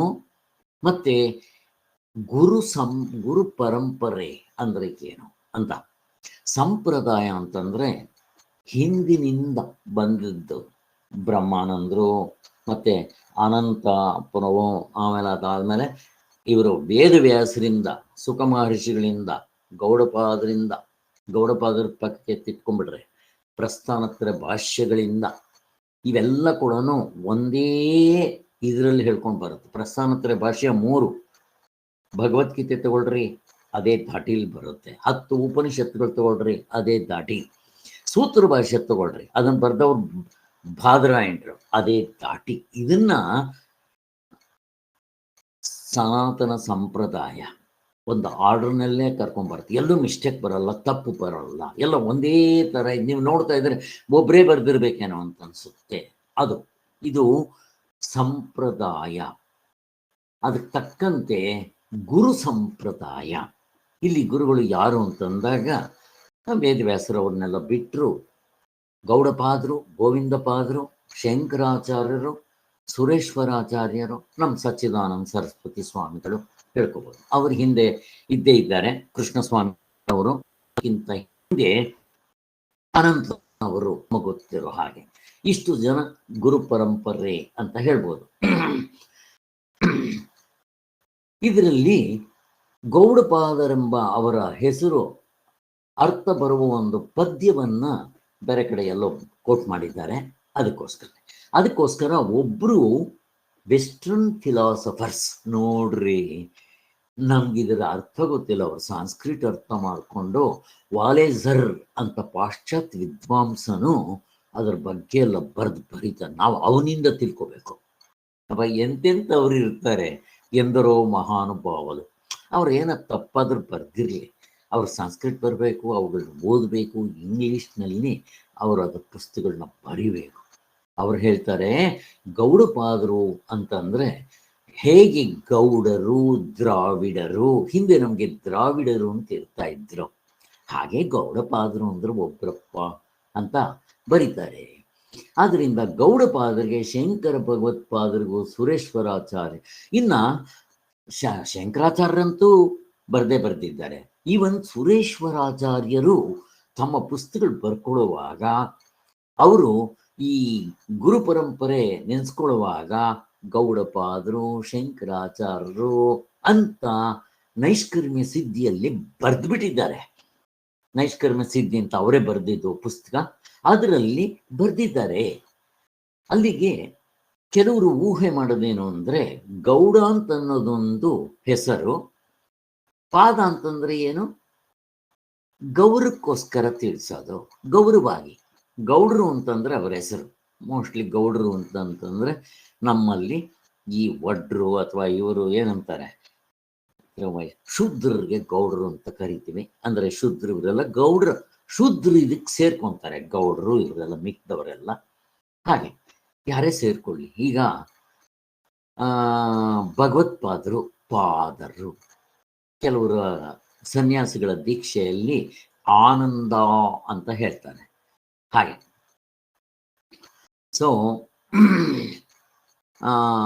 ಇಲ್ಲಿ ರಾಮಕೃಷ್ಣ ಮಠದವರೆಲ್ಲ ಆನಂದ ಅಂತಿರ್ತಾರೆ. ಹರ್ಷಾನಂದರು, ಪುರುಷೋತ್ತಮಾನಂದರು, ಇಲ್ಲಿ ಸಚ್ಚಿದಾನಂದೇಂದ್ರ ಸರಸ್ವತಿ ಸ್ವಾಮಿಗಳು, ಹೀಗೆ ಒಬ್ಬೊಬ್ರು ಒಂದೊಂದು. ಹಾಗೆ ಈ ಕೆಲವರು ಆ ಥರ ಇಟ್ಕೊಂಡು ಮಾಡ್ತಾರೆ.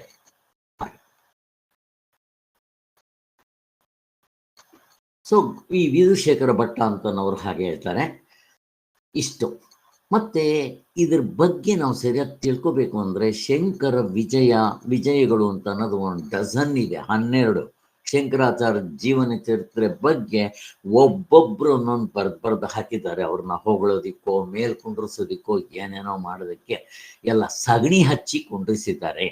ಅದಕ್ಕೋಸ್ಕರನೇ ಸ್ವಾಮಿಗಳು ಅದನ್ನೆಲ್ಲ ತೆಗೆದು ನಿಜವಾಗ್ಲೂ ಶಂಕರಾಚಾರ್ಯ ಯಾರು ಅಂತ ಅವರ ಜೀವನ ಚರಿತ್ರೆ ಪುಸ್ತಕ ಬರೆದಾಗ ಅಲ್ಲಿ ಅವರು ಕ್ಲೀನಾಗಿ ಬರೀತಾರೆ. ಈ 12 ವಿಜಯಗಳು ಇದೆಯಲ್ಲ, ಅದರ ಸಾರಾಂಶನೆಲ್ಲ ಚೆನ್ನಾಗಿ ಅಧ್ಯಯನ ಮಾಡಿ ಹುಡುಕಿ ಅವ್ರು ಮಾಡೋ ಕೆಲಸ ಒಂದಲ್ಲ ಎರಡಲ್ಲ, ಯಾರೂ ಮಾಡೋಕ್ಕಾಗದೇ ಇಲ್ಲ.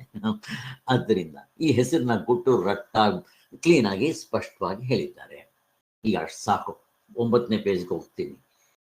ಈ ಗ್ರಂಥದ ಹೆಸರು ಗೌಡಪಾದರು ಅಂತ ಯಾಕೆ, ಮೊದಲು ಏನಿತ್ತು ಅಂತ. ಈ ಗ್ರಂಥಕ್ಕೆ ಕೈಪಿಡಿ ಅಂತಂದ್ರೆ ಎಲೆಗಳಲ್ಲಿ ಬರಿತಾ ಇದ್ರು, ಅದು ಪ್ರಿಂಟ್ ಆಗಕ್ಕೆ ಮೊದಲು. ಅದಕ್ಕೆ ಏನು ಹೇಳ್ತಾರೆ, ಎಲೆಗಳು. ಅದರಲ್ಲಿ ಗೌಡಪಾದ ಕಾರಿಕೆ ಅಂತಿಲ್ಲ. ಮತ್ತು ಅದರಲ್ಲಿ ಏನಂತಿತ್ತು, ಆಗಮಶಾಸ್ತ್ರ, ಆಗಮ ಶಾಸ್ತ್ರ ವಿವರಣೆ ಅಂತ ಕೈ ಬರಹದಲ್ಲಿ ಇತ್ತು. ಆದರೆ ಈಗ ನಾವು ಓದೋಷ್ಟೊತ್ತಿಗೆ ಈಗ ಈ ವ್ಯಾಖ್ಯಾನರ ಕಾಲದಲ್ಲಿ ಹೆಸರು ಬಳಕೆಯಲ್ಲಿ ಬಂದ್ಬಿಟ್ಟಿದೆ. ವ್ಯಾಖ್ಯಾನಕಾರರು ಅಂದ್ರೆ ಯಾರು? ಪಂಚಪಾದಿಕ, ಭಾಮತಿಕಾರರು, ಇವರೆಲ್ಲ ವ್ಯಾಖ್ಯಾನಕಾರರು. ಇವರ ಕಾಲಕ್ಕೆ ಸುರೇಶ್ವರಾಚಾರ್ಯರು ಆದ ಮೇಲೆ ಇದಕ್ಕೆ ಗೌಡಪಾದ ಕಾರಿಕೆಗಳು ಅನ್ನೋ ಅರ್ಥ ರೂಢಿಯಲ್ಲಿ ಇದೆ. ಅಷ್ಟು ಸಾಕು. ಮೊದಲು ಅದನ್ನ ಆಗಮಶಾಸ್ತ್ರ ವಿವರಣ ಅಂತಿತ್ತು, ಇವಾಗ ಅದನ್ನ ಗೌಡಪಾದ ಕಾರಿಕೆಗಳು ಅಂತ ಬಂದಿದೆ. ಇವಾಗ ಗೌಡಪಾದ ಕಾರಿಕೆ ಅಂದ್ರೇ ಅರ್ಥ ಆಗೋದು ಹಾಗೆ. ಈಗ ಗೌಡಪಾದರು ಯಾವುದಾದ್ರೂ ಬೇರೆ ಪುಸ್ತಕಗಳನ್ನ ಬರ್ತಿದ್ದಾರ ಅಂತಂದ್ರೆ, ಅವರು ಒಟ್ಟೊಂದು 2 ಪುಸ್ತಕಗಳು ಗೊತ್ತಿದೆ, ಇನ್ನೂ 1-2 ಪುಸ್ತಕಗಳನ್ನ, ಒಟ್ಟು 4 ಪುಸ್ತಕಗಳು ಬರೆದಿದ್ದಾರೆ. ಒಂದನೇದು ಯಾವುದು, ಸಾಂಖ್ಯಕಾರಿಕೆಯ ಮೇಲೆ ಪುಸ್ತಕ ಬರೆದಿದ್ದಾರೆ, ಭಾಷ್ಯ ಬರೆದಿದ್ದಾರೆ. ಉತ್ತರ ಗೀತೆ ಅಂತ ಅದರ ಜೊತೆಗೆ ಇನ್ನೊಂದೆರಡು. ಆದರೆ ಸಚ್ಚಿದಾನಂದ ಸರಸ್ವತಿ ಸ್ವಾಮಿಗಳು ಚೆನ್ನಾಗಿ ಅದನ್ನು ಅಧ್ಯಯನ ಮಾಡಿ ಇವು 4 ಬರ್ದಿರೋ ಸ್ಟೈಲು ಬೇರೆ, ಅವು ಬೇರೆ ಬೇರೆ ವಿಚಾರವನ್ನು ತಿಳಿಸ್ತಾ ಇದೆ. ಈ ಮಾಂಡುಕ್ಯ ಕಾರಿಕೆಗೆ ಹೊಂದೋದಿಲ್ಲ. ಇದು ನೋಡ್ರಿ, ಈ ಕೆಲಸ ಯಾವನ್ ಮಾಡ್ತಾನೆ? ಬರೀ ಓದೋದಲ್ಲ, ಅದಕ್ಕೂ ಹೊಂದೋದಿಲ್ಲ. ಆದ್ದರಿಂದ ನಮಗ್ ಬೇಕಾಗಿರೋದು ಈ ಪುಸ್ತಕಗಳಲ್ಲ. ಅದಕ್ಕೋಸ್ಕರ ಗೌಡಪಾದ ಕಾರಿಕೆಗಳು ಮಾತ್ರ ಗೌಡಪಾದರು ಬರೆದಿದ್ದಾರೆ ಅಂತ ಸ್ಪಷ್ಟವಾಗಿ ಸ್ವಾಮಿಗಳು ತೋರಿಸ್ಕೊಟ್ಟಿದ್ದಾರೆ. ನಮ್ಗಿದೊಂದೇ ಸಾಕು, ಮಿಕ್ಕಿರೋದು ಯಾವುದು ಪುಸ್ತಕ ಬೇಡ. ಇನ್ನ ಮಾಂಡಿಕ್ಯ 9ನೇ ಪೇಜ್ನಲ್ಲಿ ಕೊನೆ ಪ್ಯಾರ. ಈ ಮಾಂಡಿಕ್ಯವೂ ಕೂಡ ಆಗಮ ಪ್ರಕರಣದಂತೆ, ಅಂದ್ರೆ ಗೌಡಪಾದರ 4 ಪ್ರಕರಣಗಳು ಬರೆದ್ರಲ್ಲ, ಅದಕ್ಕೆ ಮಾಂಡಿಕ್ಯ ಉಪನಿಷತ್ತು ಕೂಡ ಗೌಡಪಾದ ಕಾರಿಕೆ ಅಂತೆ ಪೌರುಷೇಯ ಅಂತ ಬರೆದ್ಬಿಟ್ರು. ಅಂದ್ರೆ ಯಾರೋ ಒಬ್ಬ ಮನುಷ್ಯ ಮಾಡಿರೋದು ಅಂತ. ಬೇರೆ 9 ಉಪನಿಷತ್ತುಗಳು ಅಪೌರುಷೇಯ. ಅಪೌರುಷೇಯ ಅಂದ್ರೆ ಸಾಕ್ಷಾತ್ ಬ್ರಹ್ಮನಿಂದ ಬಂದಿದೆ, ವೇದಗಳಿಂದ ಬಂದಿರೋದು, ವೇದ ಅಂಥದಿಂದ ಬಂದಿರೋದು, ಆರಣ್ಯಕದಿಂದ ಬಂದಿರೋದು ಅಂತ ಹೇಳ್ಬಿಟ್ಟು ಈ ಮಾಂಡಿಕ್ಯ ಉಪನಿಷತ್ ತುಂಬಾ ಮುಖ್ಯ. ಎಲ್ಲ ಉಪನಿಷತ್ತುಗಳಿಗಿಂತ ಮಾಂಡಿಕ್ಯಮೇವ, ಅದು ಒಂದೇ ಸಾಕು ಮುಕ್ತರಾಗೋದಕ್ಕೆ ಅಂತ ಸ್ವಾಮಿಗಳು ಬಾಯಿ ಬಡ್ಕೊಂತಾರೆ. ಇವರು ಆ ಉಪನಿಷತ್ತು ಅಲ್ಲ, ಅದು ಯಾರೋ ಒಬ್ರು ಬರ್ದಿರೋದು, ಗೌಡಪಾದರು ಬರ್ದಿರೋದು ಅಂತ ಹಾಕ್ಬಿಟ್ಟಿದ್ದಾರೆ. ನೋಡ್ರಿ ಎಷ್ಟು ರಾಮಾಯಣ ತಂದಿಡ್ತಾರೆ. ಗೌಡಪಾದರು ಆ ಮಾಂಡಿಕ್ಯ ಉಪನಿಷತ್ತನ್ನೇ ಉಪಯೋಗಿಸ್ಕೊಂಡು ಮುಖ್ಯವಾಗಿ ಅವ್ರಿಗೆ ಆಧಾರ ಈ ಪುಸ್ತಕ ಬರೆಯೋದಕ್ಕೆ ಅದೇ. ಅದನ್ನ ಇಟ್ಕೊಂಡು ಅವ್ರು 4 ಬರೆದ್ರೆ ಅವರು ಅದನ್ನ ಅವರು ಬರೆದಿದ್ದಾರೆ ಅಂತನೋ ಯಾರೋ ಬರೆದಿದ್ದಾರೆ ಅಂತ ಹೇಳಿ ಈ ತರ ಮಾಡಿ ಗಬ್ಬೆ ಬಿಟ್ಟಿದ್ದಾರೆ. ಇದನ್ನ ಸಗಣಿ ಹಚ್ಚೋದು ಅಂತ ಹೇಳ್ತೀವಿ. ಹೀಗೆ ಕೆಲವರು ಆ ರೀತಿ ಹೇಳ್ತಾ ಇದ್ದಾರೆ. ಅದು ಸರಿಯಲ್ಲ. ಯಾರಂಗೆ ಹೇಳೋದು? ಡಾಯ್ಸನ್ ಅನ್ನೋ ಪಾಶ್ಚಾತ್ಯ ವಿದ್ವಾಂಸನು ಅವನು ಕೆಲವು ರೀಸನ್ಗಳು ಕೂಡ ಕೊಡ್ತಾನೆ, ನಮ್ಗೇನು ಅಷ್ಟು ಇಂಪಾರ್ಟೆಂಟ್ ಅಲ್ಲ. ಅವನ ರೀಸನ್ಸ್ಗಳು ನಾವು ಬಿಟ್ಬಿಡೋಣ.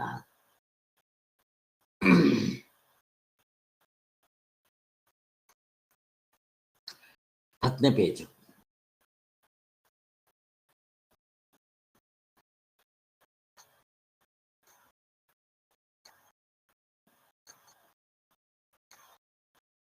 ಸೊ ಇನ್ನ 10ನೇ ಪೇಜ್ನಲ್ಲಿ ಕಾರಿಕೆಗಳೇ ಮೊದಲೇ ಬರೆದು ಗ್ರಂಥಗಳೆಂದು ಅವುಗಳನ್ನು ಮತ್ತೆ ಕೆಲವು ಉಪನಿಷತ್ತು ಆಮೇಲೆ ಬಂತಂತೆ, ಕಾರಿಕೆ ಮೊದಲು ಬಂತು ಅಂತ ಹೇಳ್ತಾರೆ. ಏನರ್ಥ ಹೇಳೋದು?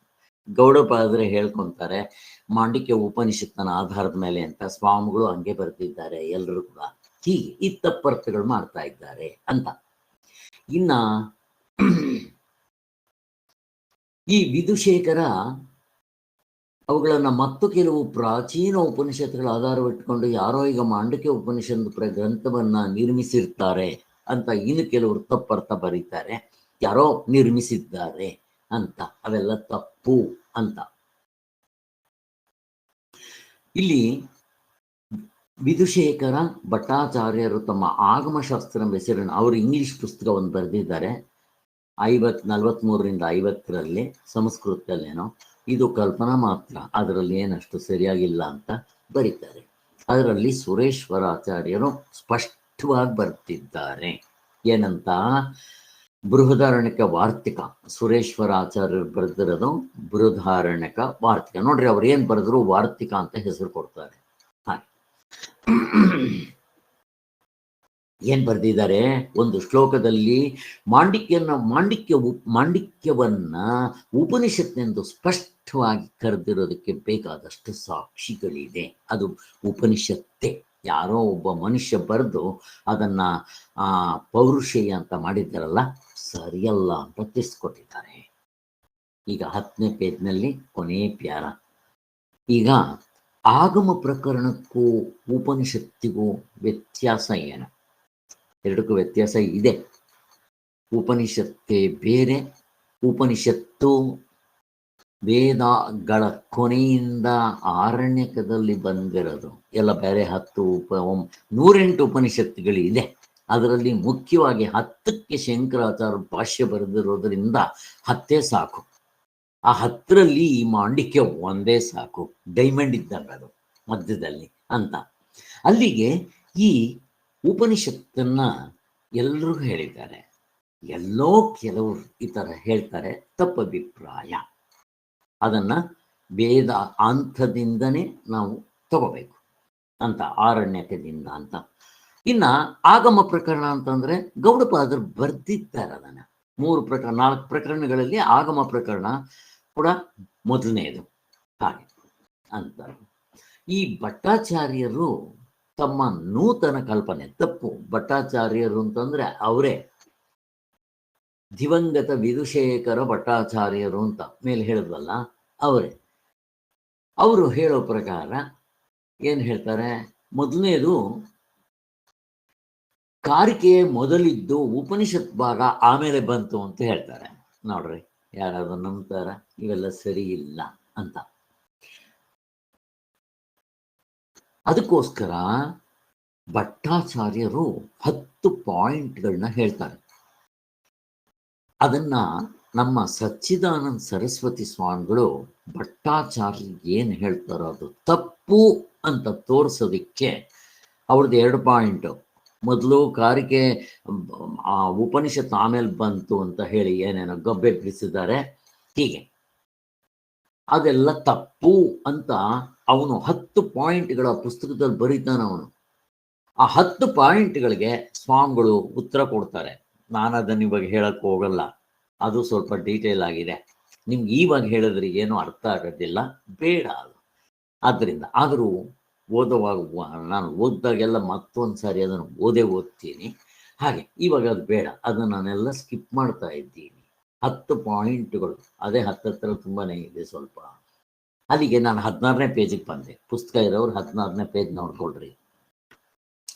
ನೀವು ಓದುವಾಗ ಒಂದ್ಸರಿ 2 ಸಾರಿ ಓದಿದ್ರೆ ಒಳ್ಳೆ. ನಾನು ಯಾವಾಗ ಓದಿದ್ರು 1 ಸಾರಿ ಅಂತ ಅದನ್ನು ಓದ್ತೀನಿ.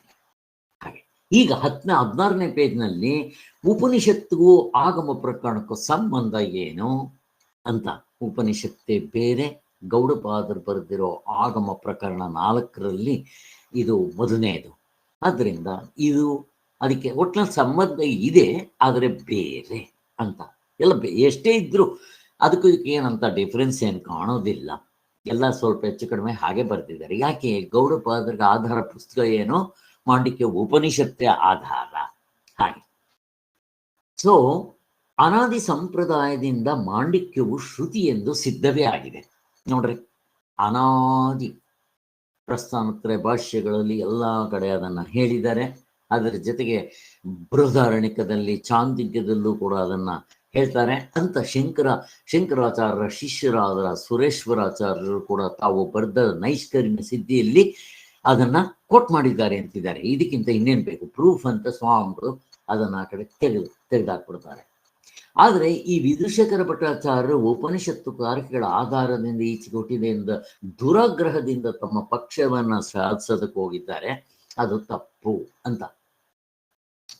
ಕೊನೆಯಲ್ಲಿ ಅದೇ ಪ್ಯಾರದಲ್ಲಿ ಮಾಂಡಿಕ್ಯ ಉಪನಿಷತ್ತೇ ಕಾರಿಕೆಗಳಿಗೆ ಮೂಲವಾಗಿದ್ದು ಶ್ರೀ ಗೌಡಪಾದರು ಉಪನಿಷತ್ತನ್ನು ತಮ್ಮ ವಿವರಣೆಯಲ್ಲಿ ಸರ್ವ ವೇದಾಂತ ಸಮ್ಮತ ಅಂತ ತೋರಿಸೋದಿಕ್ಕಾಗಿ ಬರ್ದಿದ್ದಾರೆ ಅಂತ ತೈತರಿಯ ಬೃಹದಾರಣ್ಯಕಗಳಲ್ಲಿ ಅಲ್ಲಲ್ಲಿ ಪರಾಮರ್ಶಿಸಿದ್ದಾರೆ. ಹಾಗೆ ಅವರು ಗೌಡಪಾದರು ಈ ಕಾರಿಕೆಗಳನ್ನ ಬರಿಬೇಕಾದ್ರೆ ಮಾಂಡಿಕ್ಯ ಉಪನಿಷತ್ತನ್ನೇ ಮುಖ್ಯವಾಗಿಟ್ಕೊಂಡು ಅವರು ಸರ್ವ ವೇದಾಂತ ಸಮ್ಮತವಾಗಿದೆ ಅಂತ ಹೇಳಿ ಅದ್ರ ಜೊತೆಗೆ ಅವರು ಬೃಹದಾರಣ್ಯಕ ತೈತರಿಕ ಕೂಡ ಅಲ್ಲಲ್ಲಿ ತಗೊಂಡಿದ್ದಾರೆ ಅಂತ ಹೇಳ್ತಾರೆ. ಹೀಗೆ ಈಗ ಕಾರಿಕೆಗಳಲ್ಲಿರುವ ಓಂಕಾರ ವಿಚಾರ, ಓಂಕಾರದ ವಿಚಾರ ಮಾಂಡಿಕ್ಯ ಉಪನಿಷತ್ನಲ್ಲೂ ಬರುತ್ತೆ, ಕಾರಿಕೆಯಲ್ಲೂ ಬರುತ್ತೆ. ಇಲ್ಲಿ ಈಗ 16ನೇ ಪೇಜ್ನಲ್ಲಿ ಕೊನೆ ಪ್ಯಾರ ಕಾರಿಕೆಗಳಲ್ಲಿ ಓಂಕಾರದ ವಿಚಾರ ಸ್ವಾಮಿಗಳು ಬರೆದಿದ್ದಾರೆ. ಈ ಕಾರಿಕೆಗಳಲ್ಲಿ 19ನೇ ಕಾರಿಕೆಯಲ್ಲಿ ವಿಶ್ವಾದಿಗಳಿಗೂ ಅಕಾರಾದಿ ಮಾತ್ರೆಗಳಿಗೂ ಹೋಲಿಕೆ ತೋರಿಸ್ತಾ ಹೋಗ್ತಾರೆ. ಹಾಗೆ 19ನೇ ಕಾರಿಕೆ. ಆದರೆ ನಮ್ಮ ಈ ಓಂಕಾರವನ್ನ ಇನ್ನು ಬೃಹದಾರಣ್ಯಕ ಉಪನಿಷತ್ನಲ್ಲಿ ಓಂಕಾರ ಉಪಾಸನೆ ಇಲ್ಲದ್ದರಿಂದ ಆಗಮಶಾಸ್ತ್ರವನ್ನು ಕಾರಿಕೆಗಳನ್ನು ಬರೆದ ಗೌಡಪಾದರು ಓಂಕಾರಕ್ಕೆ ಮುಖ್ಯ ಸ್ಥಾನವನ್ನು ಕೊಟ್ಟಿಲ್ಲವೆಂತ ತಾವೇ ಈ ಪ್ರಕರಣದಲ್ಲಿ ಕೊನೆಯಲ್ಲಿ ಅದನ್ನ ಸೇರಿಸಿರ್ತಾರೆ ಅಂತ ಭಟ್ಟಾಚಾರ ಬರೆಯೋದೇನು ಸರಿ ಇಲ್ಲ, ಅದನ್ನು ಬಿಟ್ಬೇಡ. ಸೊ ಅವ್ರು ಬರೆದಿರೋದು ಎಲ್ಲ ತಪ್ಪು ಅಂತ ಕ್ಲೀನಾಗಿ ಸ್ವಾಮಿಗಳು ಹೇಳ್ತಾರೆ. ಇದೆಲ್ಲ ಆಕಾಶದ ಮೇಲೆ ಚಿತ್ರವನ್ನು ಬರೆದಂತೆ ಸುಮ್ಮನೆ ವ್ಯರ್ಥ ಅಂತ ಹೇಳ್ತಾ ಇದ್ದಾರೆ. ಮಾಂಡಿಕ್ಯ ಉಪನಿಷತ್ತುಗಳೇ ಕಾರಿಕೆಗಳಿಗೆ ಮೂಲ ಅನ್ನೋದನ್ನ ಸ್ಪಷ್ಟವಾಗಿ ತೋರಿಸ್ಕೊಟ್ಟಿದ್ದಾರೆ. ಕಾರಿಕೆಗಳಲ್ಲಿ ಓಂಕಾರ ವಿಚಾರವನ್ನು ಕೊನೆಗೆ ಕೊಟ್ಟಿರುವುದಕ್ಕೆ ಓಂಕಾರ ಉಪಾಸನೆಯನ್ನು ಬೃಹದಾರಣ್ಯಕದ ವಂದನೆ. ಇನ್ನು ಕೆಲವರು ಈ ಕಾರಿಕೆಯಲ್ಲಿ ಓಂಕಾರ ವಿಚಾರವನ್ನ ಕೊನೆ ಕೊಟ್ಟಿರುವುದಕ್ಕೆ ಬೃಹದಾರಣ್ಯಕ ಕಾರಣದಲ್ಲಿ ಓಂಕಾರದ ಉಪಾಸನೆ ಇಲ್ಲ ಅಂತ ಕಾರಣವಲ್ಲ. ಕೆಲವರು ಈ ತಪ್ಪರ್ಥ ಬರೆದಿದ್ದಾರೆ. ಯಾರು? ವಿಧುಶೇಖರ ಭಟ್ಟಾಚಾರ್ಯರು. ಆ ಓಂಕಾರ ಉಪಾಸನೆ ಇದರಲ್ಲಿ ಉಪನಿಷತ್ತುಗಳಲ್ಲಿ ಎಲ್ಲೂ ಇಲ್ಲ ಅಂತ ಇವರು ಹೇಳೋದು. ಯಾಕೆ? ಬೃಹದಾರಣ್ಯಕದಲ್ಲಿ ಇಲ್ವಾ? ಸ್ವಾಮಿಗಳು ಬರೀತಾರೆ, ಬೃಹದಾರಣ್ಯಕ ಉಪನಿಷತ್ನಲ್ಲಿ ಮೊದಲೇ ಓಂಕಾರ ಉಪಾಸನೆ ಬಂದಿದೆ, ಇದು ಇವರೇನು ಸೇರಿಸ್ಕೊಂಡಿರೋದು ಅಲ್ಲ ಅಂತ ತೋರಿಸ್ಕೊಟ್ಟಿದ್ದಾರೆ. ಮಾಂಡಿಕ್ಯ ಉಪನಿಷತ್ನಲ್ಲಿ ಓಂಕಾರದ ಉಪಾಸನೆಯನ್ನ ಮಾಂಡಿಕ್ಯ ಉಪನಿಷತ್ನಲ್ಲಿ ನಾವೆಲ್ಲ ಓದಿದ್ದೀವಿ. ಉಪನಿಷತ್ ಮಂಜರಿ ಆಗಲಿ ಎರಡೂ ಓದಿದ್ದೀವಿ. ಓಂಕಾರದ ಉಪಾಸನೆಯನ್ನು ಪ್ರಧಾನವಾಗಿ ಹೇಳಿದೆ. ಮೊದಲನೇ ಮಂತ್ರದಲ್ಲಿ ಓಂ ಇತ್ಯೇದ ಅಕ್ಷರಂ ಇದಗಂ ಸರ್ವಂ ಅಂತ ಹೇಳಿದೆ. ಆದರೆ ಇಲ್ಲಿ ಕಾರಿಕೆಗಳಲ್ಲಿ ಓಂಕಾರವನ್ನ 9ನೇ ಕಾರಿಕೆಯಿಂದ ಶುರು ಮಾಡಿದ್ದಾರೆ. ಆ ಥರ ಏನ್ ಬೇಕಾದ್ರೂ ಡಿಫ್ರೆನ್ಸ್ ಇರಬಹುದು. ಇವರು ಅದನ್ನ ಇಟ್ಕೊಂಡಿದ್ದೆ ಅದು ಬೇರೆ ಹೆಂಗೆಲ್ಲ ಏನೇನೋ ಹೇಳ್ತಾರೆ, ತಪ್ಪಭಿಪ್ರಾಯ. ಮಾಂಡಿಕ್ಯ ಉಪನಿಷತ್ನಲ್ಲಿ ಏನ್ ಮಾಡಿದ್ರು? ಓಂಕಾರವೆಂದರೆ ಕೇವಲ ಶಬ್ದ ಮಾತ್ರವಲ್ಲಪ್ಪ, ಅದು ಅಭಿಧಾನ ಅಭಿಧೇಯವನ್ನ, ಇವೆರಡು ಅಭಿಧಾನ ಅಭಿಧೇಯ ವ್ಯವಹಾರದಲ್ಲಿರುತ್ತೆ. ಇವನ್ನ ಮೀರಿರೋದೇ ಪರಮಾರ್ಥ. ಬರೀ ಅದನ್ನ ಶಬ್ದ ಅಂತ ತಗೋಬಾರ್ದು, ಹೆಸರು ಅಫ್ಕೋರ್ಸ್ ಅಂತ. ಆದರೆ ಈ ವಿಷಯವನ್ನ ಮಾಂಡಿಕ್ಯ ಮಂಜರಿಯಲ್ಲಿ ಸ್ವಾಮಿಗಳು ಸ್ಪಷ್ಟವಾಗಿ ನಮಗೆ ತಿಳಿಸ್ಕೊಟ್ಟಿದ್ದಾರೆ. ಹಾಗೆ ಆಗಮ ಪ್ರಕರಣದಲ್ಲೂ ಕೂಡ ಈ ಓಂಕಾರದ ನಿರ್ಣಯವನ್ನ ಮಾಡುವುದಕ್ಕೋಸ್ಕರ ಬರೆದಿದ್ದಾರೆ, ಅಲ್ಲೂ ಬರೆದಿದ್ದಾರೆ, ಅಷ್ಟೇ, ಇನ್ನೇನಿಲ್ಲ. ಮತ್ತೆ ಈ ಕಾರಿಕೆಯಲ್ಲಿ ಓಂಕಾರ ಉಪಾಸನೆಯನ್ನ ಮಂದ ಮಧ್ಯಮಾಧಿಕಾರಿಗಳಿಗೋಸ್ಕರ ಹೇಳಿದ್ದಾರೆ ಅನ್ನೋದು ತೋರಿಸ್ತಾರೆ. ಅಲ್ಲಿ ನಮಗೆ ಧ್ಯಾನ ಮಾಡೋದಿಕ್ಕೆ ಭಗವದ್ಗೀತೆ 6ನೇ ಅಧ್ಯಾಯ ಮಾಂಡಿಕ್ಯ ಕಾರಿಕೆ ಇದು ಸಹಾಯ ಆಗುತ್ತೆ. ತುಂಬ ಚೆನ್ನಾಗಿದೆ. ಅಲ್ಲಿ ನೋಡಿದಾಗ ಚೆನ್ನಾಗಿ ಮೆಲ್ಕು ಹಾಕೋಣ. ಅಲ್ಲಿ ಅರ್ಚನೆಗಳು ಮತ್ತೆ ನಿಧಿಧ್ಯಾಸನ ಅಥವಾ ಧ್ಯಾನ ಹೇಗೆ ಮಾಡಬೇಕು ಅನ್ನೋದು ಗೌಡಪಾದರು ತುಂಬ ಚೆನ್ನಾಗಿ ತೋರಿಸ್ಕೊಟ್ಟಿದ್ದಾರೆ. 4 ಅಡಚಣೆಗಳನ್ನ ಕೂಡ ಹೇಳ್ತಾರೆ. ಅಲ್ಲಿ ನೋಡೋಣ. ಇನ್ನ 18ನೇ ಪೇಜ್ನಲ್ಲಿ ಆಗಮ ಪ್ರಕರಣದ ಸಾರ ಸಂಗ್ರಹ. ಆಗಮ ಪ್ರಕರಣ ಆಗಮ ಪ್ರಕರಣ ಅಂದರೆ ಗೌಡಪಾದರು ಬರೆದಿರೋ 4 ಪ್ರಕರಣಗಳಲ್ಲಿ ಮೊದಲನೆಯದು ಆಗಮ ಪ್ರಕರಣ. ಅದರ ಸಾರಾಂಶ ಪೂರ್ತಿ ಇಲ್ಲಿ ಕೊಟ್ಬಿಡ್ತಾ ಇದ್ದಾರೆ ಹೀಗೆ. ಸೊ ಈ ಕಾರಿಕೆಗಳಲ್ಲಿರುವ ಉಪದೇಶ ಕ್ರಮವನ್ನ ಹೇಳ್ತಾ ಇದ್ದಾರೆ. ಜಿಜ್ಞಾಸುಗಳು ನಾವುಗಳು ನೆನಪಿಟ್ಕೋಬೇಕಾಗಿರೋ ಆಗಮ ಪ್ರಕರಣದ ಸಾರವನ್ನ ಹೇಳ್ತಾ ಇದ್ದಾರೆ. ಮೊದಲನೇದು ಗೌಡಪಾದರು ಬರೆದಿರೋ ಆಗಮ ಪ್ರಕರಣ. ಉಪನಿಷತ್ನಲ್ಲೂ ಕೂಡ ಆಗಮ ಅಂತ ಬರುತ್ತೆ, ಅದು ಪ್ರಕರಣ ಅಲ್ಲ, ಸುಮ್ಮನೆ ಆಗಮ ಶಾಸ್ತ್ರ ಅಂತ ಹೇಳ್ತೀವಿ. ಇಲ್ಲಿ ಗೌಡಪಾದರ ಕಾರಿಕೆಯಲ್ಲಿ ಮೊದಲನೇ ಪ್ರಕರಣದಲ್ಲಿ ಬರೆದಿರೋ ಮುಖ್ಯ ಅಂಶಗಳು. ಇಲ್ಲಿ ಮುಖ್ಯವಾಗಿ ಆತ್ಮತತ್ವವನ್ನ ಯಥಾವತ್ತಾಗಿ ಅರಿತುಕೊಳ್ಳುವುದಕ್ಕೆ ಸಹಾಯ ಆಗೋದಕ್ಕೆ ಓಂಕಾರ ನಿರ್ಣಯವನ್ನ ಮಾಡಿರುತ್ತೆ. ಅಲ್ಲೂ ಹಾಗೆ ಮಾಡಿರುತ್ತೆ. ಓಂಕಾರ ಅಂತಂದ್ರೆ ಒಂದು ಶಬ್ದ ಅಂತ ತಿಳಿಬಾರ್ದು. ಈವನ್ ಭಾಷ್ಯದಲ್ಲಿ ಮತ್ತಿದರಲ್ಲೂ ಮಂಜರಿಲಿ ಸ್ವಾಮಿಗಳು ತೋರಿಸ್ಕೊಟ್ಟಿದ್ದಾರೆ. ಹಾಗಾದ್ರೆ ಓಂಕಾರ ಅಂದ್ರೆ ಏನು? ಮೊದಲನೇ ಮಂತ್ರದಲ್ಲಿ ಹೇಳಿದಿರಲ್ಲ, ಅದು ನಿತ್ಯ ನಿರವಸ್ಥವಾದ, ಅದೇ 4ನೇ ಚತುಷ್ಪಾದ, ಅದೇ ನಿನ್ನ ನಿಜವಾದ ಸ್ವರೂಪ ಅಂತ ತೋರಿಸ್ಕೊಟ್ರು. ಅದೇನದು? ಅವಿಧೇಯವೂ ಅಲ್ಲದ, ಅವಿಧಾನವೂ ಅಲ್ಲದ, ಗ್ರಾಹ್ಯ ಗ್ರಾಹಕ ವಿಭಾಗ ರಹಿತವೂ ಅಲ್ಲದ, ಸಬ್ಜೆಕ್ಟ್ ಅಂಡ್ ಆಬ್ಜೆಕ್ಟ್ ವ್ಯವಹಾರದಲ್ಲಿ ಅವೆಲ್ಲವೂ ವ್ಯವಹಾರದಲ್ಲಿರುತ್ತೆ. ಅಭಿಧಾನ, ಅವಿಧೇಯ, ಕಾರ್ಯ ಕಾರಣ, ಮತ್ತೆ ಕಾರ್ಯಕರಣ.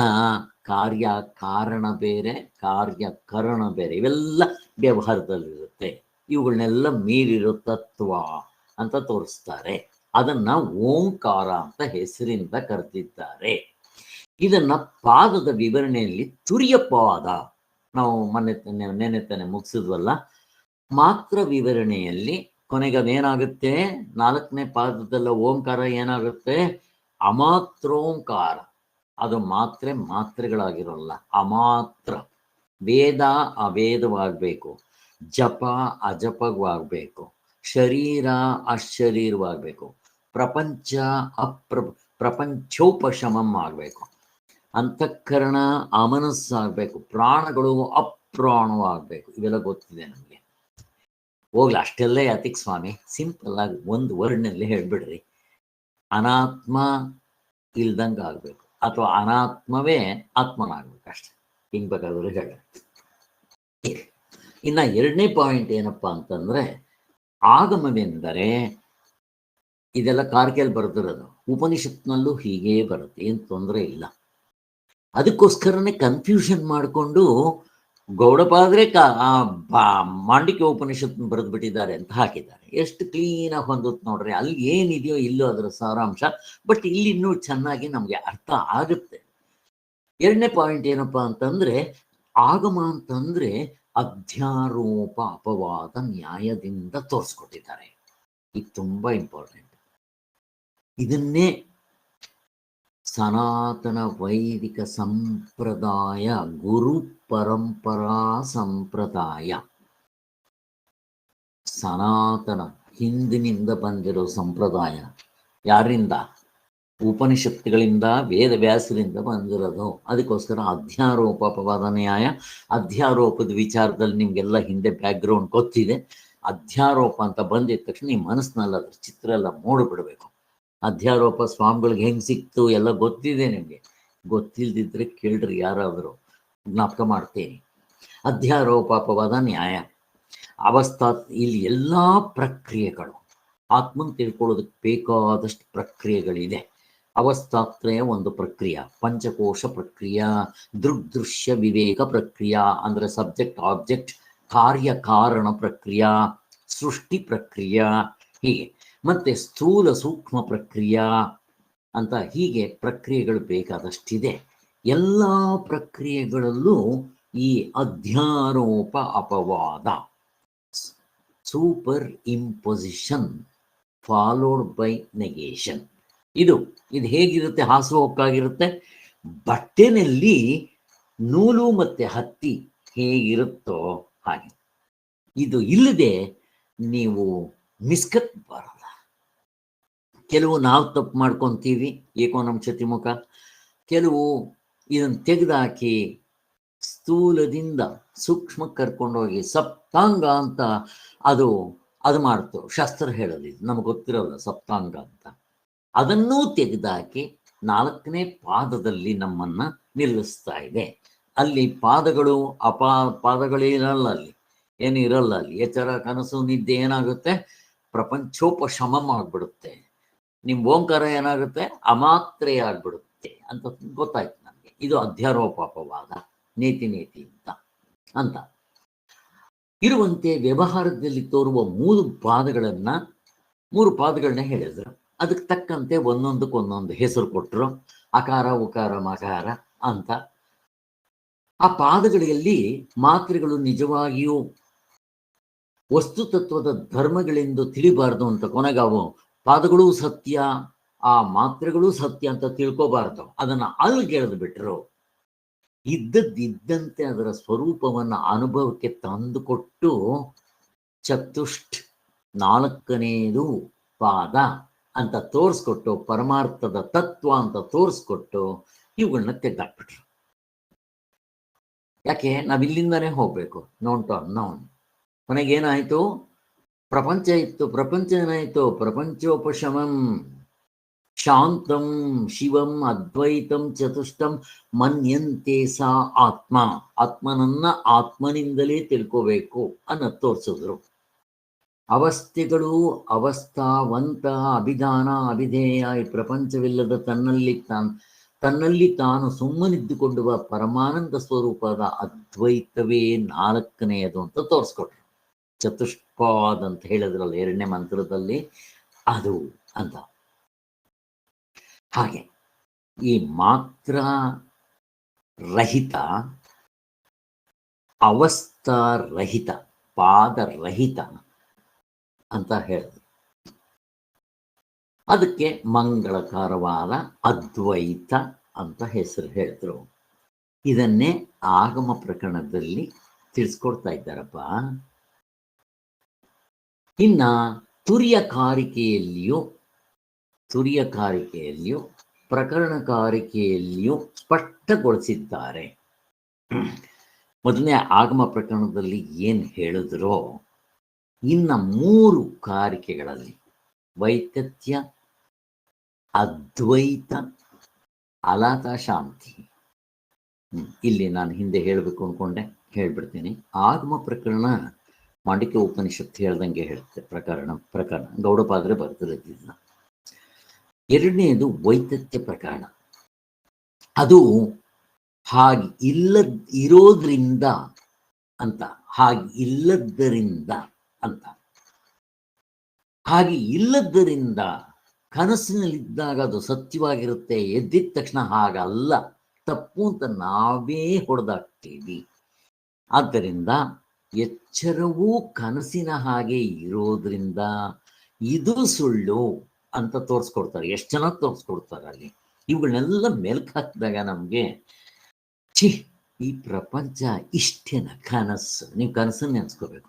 ಅದಕ್ಕೆ ಸ್ವಾಮಿಗಳು ಬರೆಯುವಾಗ ಸಾಧನೆಯಲ್ಲಿ ನೀವು ಎಚ್ಚರದಿಂದ ಕನಸ್ಕೋದಂಗೆ, ಕನಸಿನಿಂದ ಮತ್ತೆ ಎಚ್ಚರಕ್ಕೆ ಬಂದಂಗೆ ಮಾಡ್ಕೊತಾ ಇರಬೇಕು ಅಂತ. ಏನು ಸುಮ್ಮನೆ ಎಚ್ಚರ ಕನಸು ಗಟ್ ಮಾಡೋದಲ್ಲ. ಕನಸು ಬಿದ್ದಾಗ ನನಗೆ ಅದಷ್ಟೇ ಇಷ್ಟೇ ಎಚ್ಚರ ಇದ್ದಂಗೆ ಇರುತ್ತೆ, ಅಲ್ಲಿ ಎಚ್ಚರದ ನೆನಪಿರೋಲ್ಲ. ಅದನ್ನೇ ನಾನು ಎಚ್ಚರ ಅಂತ ಹಿಡ್ಕೊಂಡಿರ್ತೀನಿ. ಇನ್ನೊಂದು ಎಚ್ಚರ ಇರೋಲ್ಲ, ಇರೋದು ಒಂದೇ ಎಚ್ಚರ. ಕನಸಿದ್ರು ಅದು ಆ ಟೈಮ್ನಲ್ಲಿ ನೀವು ಎಚ್ಚರ ಅಂತ ಕರಿತೀರ, ನೀವು ಅದನ್ನು ಕನಸು ಅಂತ ಕರೆಯೋದು ಆಮೇಲೆ ನೀವೇ ಎಚ್ಚರಕ್ಕೆ ಬಂದ ಮೇಲೆ. ಆದ್ದರಿಂದ ಇದು ಒಂದು ವೈದ್ಯತ್ಯ ಪ್ರಕರಣದಲ್ಲಿ ಚೆನ್ನಾಗಿ ತೋರಿಸ್ಕೊಡ್ತಾರೆ ಅದು. ಸೊ ಇಲ್ಲಿ ಮೊದಲನೇದರಲ್ಲಿ ಕಡಿಮೆ ಮಂತ್ರ, ವೈದ್ಯತ್ಯ ಪ್ರಕರಣದಲ್ಲಿ ಇನ್ನು ಸ್ವಲ್ಪ ಜಾಸ್ತಿ ಮಂತ್ರ, ಅದ್ವೈತದಲ್ಲಿ ಇನ್ನೂ ಜಾಸ್ತಿ, ಇನ್ನು ಅಲತ ಶಾಂತಿಯಲ್ಲಿ ಇನ್ನೂ ಜಾಸ್ತಿ. ಒಟ್ಟು 100 ಮಂತ್ರಗಳೇನೋ ಅಲ್ಲೇ ಬರೆದಿದ್ದಾರೆ ಅಲತ ಶಾಂತಿ. ಒಟ್ಟು 215 4 ಕಾರಿಕೆಗಳನ್ನು ಸೇರಿದ್ರು ಹಾಗೆ. ಸೊ ಅಲ್ಲಿಗೆ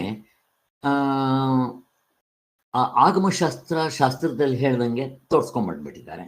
ಇನ್ನು ವೈದ್ಯತ್ವದಲ್ಲಿ ಈ ಎಚ್ಚರ ಹೇಗೆ ಸುಳ್ಳು, ಈ ಕನಸು ಹೇಗೆ ಸುಳ್ಳು, ಎಚ್ಚರವು ಅಷ್ಟೇ ಸುಳ್ಳು ಅಂತ ತೋರಿಸ್ಬಿಟ್ಟಿದ್ದಾರೆ. ಇನ್ನು 3ನೇದು ಯಾಕೆ ಬಂತು? ಅದ್ವೈತ ಪ್ರಕರಣ. ಸ್ವಾಮಿ, ಎಲ್ಲವೂ ಕೂಡ ಸುಳ್ಳಾಗಿರೋದ್ರಿಂದ, ಕನಸು ಹೇಗೆ ಸುಳ್ಳು, ಎಚ್ಚರವೂ ಹಾಗೆ ಸುಳ್ಳಾಗಿರೋದ್ರಿಂದ ನಿಮ್ಮ ನಿದ್ದೆ ಕೂಡ ಸುಳ್ಳಾಗ್ಲಿ, ಆತ್ಮನೂ ಕೂಡ ಸುಳ್ಳಾಗ್ಲಿ ಅಂತ ಹೇಳ್ತಾರೆ ಅಂತಂದದಕ್ಕೋಸ್ಕರ ಅಲ್ಲ, ಆತ್ಮನು ಸತ್ಯ ಅಂತ, ಇದು ಹಾಗೆ ಸುಳ್ಳಾಗ್ಲಿ ಅಂತ ಹೇಳ್ತಾರೆ ಅಂತಂದು ಇದಕ್ಕೆ ಅಲ್ಲ ಅಂತ ಅದ್ವೈತದಲ್ಲಿ ಅದನ್ನು ತೋರಿಸ್ತಾ ಹೋಗ್ತಾರೆ. ನಾಲ್ಕನೇದು ಅದಕ್ಕೆ, ನಾಲ್ಕನೇದು ಪ್ರಕರಣ ಅದಕ್ಕೆ ಅಲಾತ ಶಾಂತಿ ಪ್ರಕರಣ. ಅಲಾತ ಅಂದ್ರೆ ಏನಪ್ಪ? ಆ ಉದಾಹರಣೆ ತಿಳ್ಕೊಂಡ್ಬಿಟ್ರೆ ನಾವು ಮರೆಯಲ್ಲ. ನಿನ್ನೆ ಮೊನ್ನೆ ನಾವು ಒಂದು ವಾರದಿಂದ ಪಟಾಕಿ ಹಬ್ಬ ಇಲ್ಲಿ ಮಾಡಿದ್ರು. ಇಲ್ಲೂ ಕೂಡ ಆ ದಿನ ಈ ಅಮೆರಿಕದಲ್ಲಿ ಆ ದಿನ ರಜಾ ಕೊಡಬೇಕು ಅಂತ ತೀರ್ಮಾನ ಮಾಡಿದ್ದಾರೆ, ಪಟಾಕಿ ಹಬ್ಬದ ದಿವಸ. ಹೇಗಿದೆ ನೋಡ್ರಿ, ನಮ್ಮ ಇಂಡಿಯನ್ಸ್ ತುಂಬ ಜನ ಇದ್ದಾರೆ ಅಂತ ಆಯಿತು, ಗೌರ್ಮೆಂಟ್ನವರು ಡಿಸೈಡ್ ಮಾಡಿದ್ದಾರೆ ನೆಕ್ಸ್ಟ್ ಇಯರಿಂದ ರಜಾ ಕೊಡ್ತಾರಂತೆ. ಇರಲಿ, ನಮ್ಮ ಇಂಡಿಯನ್ಸ್ ಹಬ್ಬಗಳಿಗೆ ಯಾವುದಕ್ಕೂ ಇಲ್ಲ, ಇನ್ನು ಮುಸ್ಲಿಂ ಹಬ್ಬಗಳಿಗಂತೂ ಕೇಳಲೇಬೇಡ್ರಿ, ಯಾವುದಕ್ಕೂ ಇಲ್ಲ. ಅಲಾತ ಅಂತ ಯಾಕೆ ಹೇಳ್ತಾರೆ ಅಂತಂದರೆ, ಒಂದು ಮತಾಪ್ ಕಡ್ಡಿ ಹಚ್ಚ್ರಿ, ಅದು ಸುಮ್ಮನೆ ಹಿಂಗೆ ಇಟ್ಕೊಳ್ರಿ, ಒಂದೇ ಥರ ಇರುತ್ತೆ, ಅದ್ವೈತ ಒಂದೇ. ನೀವಾಗ ಅದನ್ನು ತಿರುಗಿಸ್ರಿ, ರೌಂಡ್ ಆಗುತ್ತೆ. ಟ್ರಯಾಂಗಲ್ ಮಾಡ್ರಿ, ಟ್ರಯಾಂಗಲ್ ಆಗುತ್ತೆ. ಸ್ಕ್ವೇರ್ ಮಾಡ್ರಿ, ಮತ್ತೆ ಚೌಕಟ್ಟು ಮಾಡ್ರಿ, ಅಥವಾ ಏನು ಬೇಕಾದರೂ ಮಾಡ್ರಿ, ಹಿಂಗಿಂಗ್ ಮಾಡ್ರಿ, ಹಿಂಗಿಂಗ್ ಮಾಡ್ರಿ, ಸೊನ್ನೆ ಮಾಡ್ರಿ, ಏನು ಬೇಕಾದರೂ ಮಾಡ್ರಿ, ಅಷ್ಟು ಬೇರೆ ಬೇರೆ ಕಾಣುತ್ತೆ. ಅದ್ವೈತವೇ ಬೇಕಾದಷ್ಟು ರೀತಿಗಳಲ್ಲಿ ಕಾಣುತ್ತೆ ಅನ್ನೋದು ತೋರಿಸೋದಕ್ಕೋಸ್ಕರ ಅಲಾತ ಶಾಂತಿ ಪ್ರಕರಣ. ಮತ್ತೆ ಈ ಆಗಮಶಾಸ್ತ್ರದಲ್ಲಿ ಮುಖ್ಯವಾಗಿ ಆಗಮ ಶಾಸ್ತ್ರ ಏನು ಹೇಳಿದ್ಯೋ ಅದನ್ನು ಇಟ್ಕೊಂಡು ಹೋಗಿದೆ. ಅಲ್ಲಿ ಅನುಭವ ತರ್ಕ, ಬರೀ ಶಾಸ್ತ್ರ ಹೇಳಿದ್ಮೇಲೆ ನಂಬ್ಕೊಳ್ಳಲ್ಲ, ಅನುಭವ ತರ್ಕವನ್ನ ಇಟ್ಕೊಂಡು ಹೋಗಿದ್ದಾರೆ. ಎರಡನೇದರಲ್ಲಿ, ಮೂರನೇದರಲ್ಲಿ ಮತ್ತೆ ನಾಲ್ಕನೇದರಲ್ಲೂ ಕೂಡ ನೋಡೋದಿಕ್ಕೆ ತರ್ಕ ಮುಖ್ಯವಾಗಿರುತ್ತೆ, ಹಿಂದೆಗಡೆ ಅನುಭವ ಬಿಟ್ಟಿಲ್ಲ. ಆಗಮಶಾಸ್ತ್ರದಲ್ಲಿ ಅನುಭವ ಮುಂದೆ ಇರುತ್ತೆ, ಮತ್ತೆ ತರ್ಕ ಹಿಂದೆಗಡೆ ಹೋಗ್ತಾ ಇರುತ್ತೆ. ಇಷ್ಟು ನೀವು ಜ್ಞಾಪಕ ಸಾಕು. ಅಲ್ಲಿಗೆ 4 ಕಾರಿಕೆಗಳಿಗೂ ನಮಗೆ ಏನು ಅರ್ಥ ಅನ್ನೋದು ಸ್ವಲ್ಪದ್ರಲ್ಲಿ ಗೊತ್ತಾಯಿತು. ಆದ್ದರಿಂದ ಇಷ್ಟ ಆಯಿತು.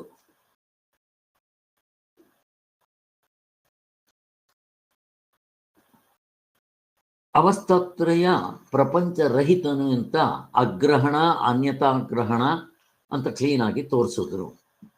ಈ ಪ್ರಣವ ಕಾರಿಕೆಗಳಲ್ಲಿ ಸ್ಪಷ್ಟಗೊಳಿಸಿದೆ. ಕೊನೆಗೆ ಆತ್ಮನು ಅವಸ್ಥಾ ಪ್ರಪಂಚರಹಿತನು ಅಂತ ಹೇಳಿ ಅವನಿಗೆ ಅಗ್ರಹಣ ಅನ್ಯತಾಗ್ರಹಣ, ಇದನ್ನ ಇವರು ಗೌಡಪಾದರು ಇದರಲ್ಲಿ ತುಂಬ ಚೆನ್ನಾಗಿ ಬರೆದಿದ್ದಾರೆ, ಎಕ್ಸ್ಪ್ಲೈನ್ ಮಾಡಿದ್ದಾರೆ ಕಾರಿಕೆಗಳಿಗೆ. ಆ ಉಪನಿಷತ್ಗಿಂತ ಇಲ್ಲಿ ನಮ್ಗೆ ಇನ್ನೂ ಚೆನ್ನಾಗಿ ಅರ್ಥ ಆಗುತ್ತೆ. ಅದಕ್ಕೋಸ್ಕರ ಅಲ್ಲಿ ಅಗ್ರಹಣ ಅನ್ಯತಾಗ್ರಹಣ ಈ ಮೂರನ್ನು ಸೇರಿ ಗೌಡಪಾದರು ನಾವು ಮೂರನ್ನ 2 ಅವಸ್ಥೆಗೆ ಹಾಕಿದ್ವಿ, ದೃಶ್ಯ ಪ್ರಪಂಚ ಅದೃಶ್ಯ ಪ್ರಪಂಚ. ಗೌಡಪಾದರು ಈ ಮೂರನ್ನು ಒಂದಕ್ಕೆ ಹಾಕ್ತಾರೆ. ಏನಂತ ಹಾಕ್ತಾರೆ? 3 ನಿದ್ದೆ ಅಂದ್ಬಿಡ್ತಾರೆ. ಹೇಗೆ ಸ್ವಾಮಿ, ನೀವು ದೃಶ್ಯ ಪ್ರಪಂಚವನ್ನು ಏನಂತ ಕರೆದ್ರೆ, ಕನಸು ಅಂತ ಕರೆದ್ರೆ ಇರೋದು ಒಂದೇ. ನಿದ್ದೆ ಅಂತ ಕರೆದ್ರೆ ಇದು ಕನಸನ್ನು ಡಿಫೈನ್ ಮಾಡ್ಬೇಕಾದ್ರೆ ಏನ್ ಕರೀತಾರೆ? ನಿದ್ದೆ. ಇಲ್ಲಿ ನಿದ್ದೆಯಲ್ಲಿ ಎಲ್ಲವೂ ಸ್ವಿಚ್ ಆಫ್ ಆಗಿರುತ್ತೆ, ಇದರಲ್ಲಿ ಎದ್ದಿರುತ್ತೆ ಅಂತ ಹೇಳ್ತಾರೆ. ಹಾಗೆ ಮೂರನ್ನು ನಿದ್ದೆ ಅಂತ ಕರೆದು ಬಿಡ್ತಾರೆ. ಅದೇನು ಸ್ವಾಮಿ ಇವರು ಮೂರನ್ನು ನಿದ್ದೆ ಅಂತ ದೃಶ್ಯ ಪ್ರಪಂಚ ಅದೃಶ್ಯ ಪ್ರಪಂಚ ಎರಡನ್ನು ನಿದ್ದೆ ಅಂತ ಕರೆದು ಬಿಡ್ತಾರಲ್ಲ ಅಂತಂದ್ರೆ, ನಿದ್ದೆ ಅಂತಂದ್ರೆ ಏನಪ್ಪ? ಗಾಢ ನಿದ್ರೆಯಲ್ಲಿ ಇದ್ದದ್ದು ನಿದ್ದ ತಿಳ್ಕೊಳ್ಳಿಲ್ಲ. ಅಲ್ಲಿ ಅಗ್ರಹಣ, ಇದನ್ನ ಕಾರಣ ಅಂತ ಕರೆದ್ರು. ಮಿಕ್ಕಿರೋ ಆ 2ರಲ್ಲಿ ಏನ್ ಮಾಡಿದ್ರು? ಅದನ್ನ ದೃಶ್ಯ ಪ್ರಪಂಚ ಅಂತ ಕರೆದ್ರು. 2 ಎಚ್ಚರ ಕನಸಿನಲ್ಲಿ ತಪ್ಪಾಗಿ ತಿಳ್ಕೊಂಡ್ರು. ಅನ್ಯತಾಗ್ರಹಣ, ವಿಪರೀತ ಗ್ರಹಣ. ಎಚ್ಚರದಲ್ಲಿ ಜನಕ ಮಹಾರಾಜ ಅಂತ ತಿಳ್ಕೊಂಡ, ಕನಸಿನಲ್ಲಿ ಭಿಕ್ಷುಕ ಅಂತ ತಿಳ್ಕೊಂಡ. ಆದ್ದರಿಂದ ಇದು ನನ್ನ ಚತುಷ್ಪಾದದಲ್ಲಿ 2 ಇಲ್ಲ, ನಿದ್ದೆ ಇಲ್ಲ, ಅಗ್ರಹಣವೂ ಇಲ್ಲ, ಅನ್ಯತಾಗ್ರಹಣವೂ ಇಲ್ಲ. 4ನೇ ಪಾದದಲ್ಲಿ ನೀವು ನಿಂತ್ಕೊಂಡ್ರೆ ಅವನಿಗೆ ತಪ್ಪಾಗಿ ತಿಳ್ಕೊಳ್ಳೋದು ಇಲ್ಲ, ಮತ್ತದನ್ನ ಅಲ್ಲ ತಿಳ್ಕೊಳ್ಳದೆ ಇರೋದು ಇಲ್ಲ, ತಪ್ಪಾಗಿ ತಿಳ್ಕೊಳ್ಳೋದು ಇಲ್ಲ ಅಂತ ಸ್ಪಷ್ಟ ಮಾಡ್ತಾರಲ್ಲಿ. ಮತ್ತೆ ಇನ್ನ ತಪ್ಪಾಗಿ ತಿಳ್ಕೊಳ್ಳೋದ್ರಲ್ಲೂ 2 ಇರುತ್ತೆ. ಎಚ್ಚರ ನಿದ್ದೆಯಲ್ಲಿ ಇದ್ದಾಗ ತಿಳ್ಕೊಳ್ಳಿಲ್ಲ, ಬರೀ ಅಗ್ರಹಣ. ಅಲ್ಲಿ ನೀವು ನಾನು ಜನಕ ಮಹಾರಾಜ, ಭಿಕ್ಷುಕ ಅಥವಾ ಚಿಟ್ಟೆ ಅನ್ಕೊಳಕ್ ಬರಲ್ಲ ಅಲ್ಲಿ. ಇನ್ನು ದೃಶ್ಯ ಪ್ರಪಂಚದಲ್ಲಿ ಎರಡು ಇರುತ್ತೆ, ಇಲ್ಲಿ ಒಂದೇ ಇಲ್ಲಿ ತಪ್ಪು ತಿಳ್ಕೊಳ್ಳೋ ಚಾನ್ಸಸ್ ಇಲ್ಲ, ತಿಳ್ಕೊಂಡಿಲ್ಲ ಅಷ್ಟೇ. ಈ ದೃಶ್ಯ ಪ್ರಪಂಚ ಅಥವಾ ಎಚ್ಚರ ಕನಸುಗಳಲ್ಲಿ ತಿಳ್ಕೊಂಡ್ಲಿಲ್ಲ, ಅದರಿಂದ ನೀನು ತಪ್ಪಾಗಿ ತಿಳ್ಕೊಂಡೆ ಅಂತ. ಏನ್ ತಪ್ಪಾಗಿ ತಿಳ್ಕೊಂತಾನೆ? ಅದರ ಜೊತೆಗೆ ಜನಕ ಮಹಾರಾಜ ಅಂತ ಎಚ್ಚರದಲ್ಲಿ ಕನಸಿನಲ್ಲಿ ಭಿಕ್ಷುಕ ಅಂತ ತಿಳ್ಕೊಂತಾನೆ ಅಂತ ಹೇಳಿದ್ವಲ್ಲ, ಹಾಗೆ. ಸೊ ಇನ್ನು ಚತುಷ್ಪಾದ ಮುಕ್ತರಾದವರಿಗೆ ಎರಡೂ ಇಲ್ಲ ಅಂತ ಸ್ಪಷ್ಟವಾಗಿ ನಮಗೆ ಕಾರಿಕೆಗಳಲ್ಲಿ ಗೌಡಪಾದರು ಅದನ್ನ ತೋರಿಸ್ಕೊಡ್ತಾರೆ ಅಂತ ಹೇಳ್ತಾ ಇದ್ದಾರೆ. ಇನ್ನು ಚಾಂದೋಗ್ಯ ಉಪನಿಷತ್ನಲ್ಲಿ ಆತ್ಮ ತತ್ವಮಸಿ, ಇದೇ ಎಲ್ಲದರ ಸಾರ, ಇದೇ ಸತ್ಯವು, ಇದೇ ಆತ್ಮನು, ಅದೇ ನೀನು ಅಂತ ಮಾಡಿರುವ ಉಪದೇಶವೇ ಇದು.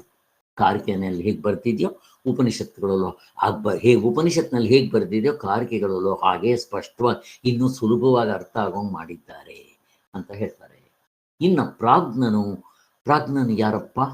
ಭೂತಗಳ ಪ್ರಭುವಾಪ್ಯಯನು. ಆತ್ಮನಿಗೆ ಜಗಜ್ಜನ್ಮಾದಿ ಕಾರಣತ್ವವನ್ನು ಹೇಳಿರುವುದು ಅವಿದ್ಯಾ ದೃಷ್ಟಿಯಿಂದ. ಈ ಗೌಡಪಾದ ಕಾರಿಕೆಯಲ್ಲಿ ಸ್ಪಷ್ಟವಾಗಿ ನಮ್ಗೆ ಅರ್ಥ ಆಗೋಂಗೆ ತಿಳಿಸಿದ್ದಾರೆ. ನನಗೆ ಅದು ಕೇಳಿದ್ಮೇಲೆ ಚೆನ್ನಾಗಿ ಅರ್ಥ ಆಗಿದ್ದು. ಆತ್ಮನು ಅಜನು, ಆತ್ಮನು ಯಾವುದರಿಂದಲೂ ಇಲ್ಲ. ಆತ್ಮನೇ ಕಾರಣ, ಫಸ್ಟ್ ಕಾರಣನೂ ಅಲ್ಲ, ಅವನ ಕಾರಣನೂ ಅಲ್ಲ, ಕಾರ್ಯವೂ ಅಲ್ಲ. ಯಾಕೆ ಪ್ರಶ್ನೆ ಕೇಳ್ತಾ ಇದ್ದೀನಿ ನಾನು, ಯಾರಾದರೂ ಉತ್ತರ ಕೊಡ್ರಿ. ಅವನ ಕಾರಣನೂ ಅಲ್ಲ, ಕಾರ್ಯವೂ ಅಲ್ಲ. ಆಗಿಲ್ಲ ಅಂತಾರಲ್ಲ ಸರ್, ಸೃಷ್ಟಿ ಪ್ರಕ್ರಿಯೆ ಮೂಲಕ ತೋರಿಸ್ತಾ ಇದ್ದಾರೆ ಅಷ್ಟೇ.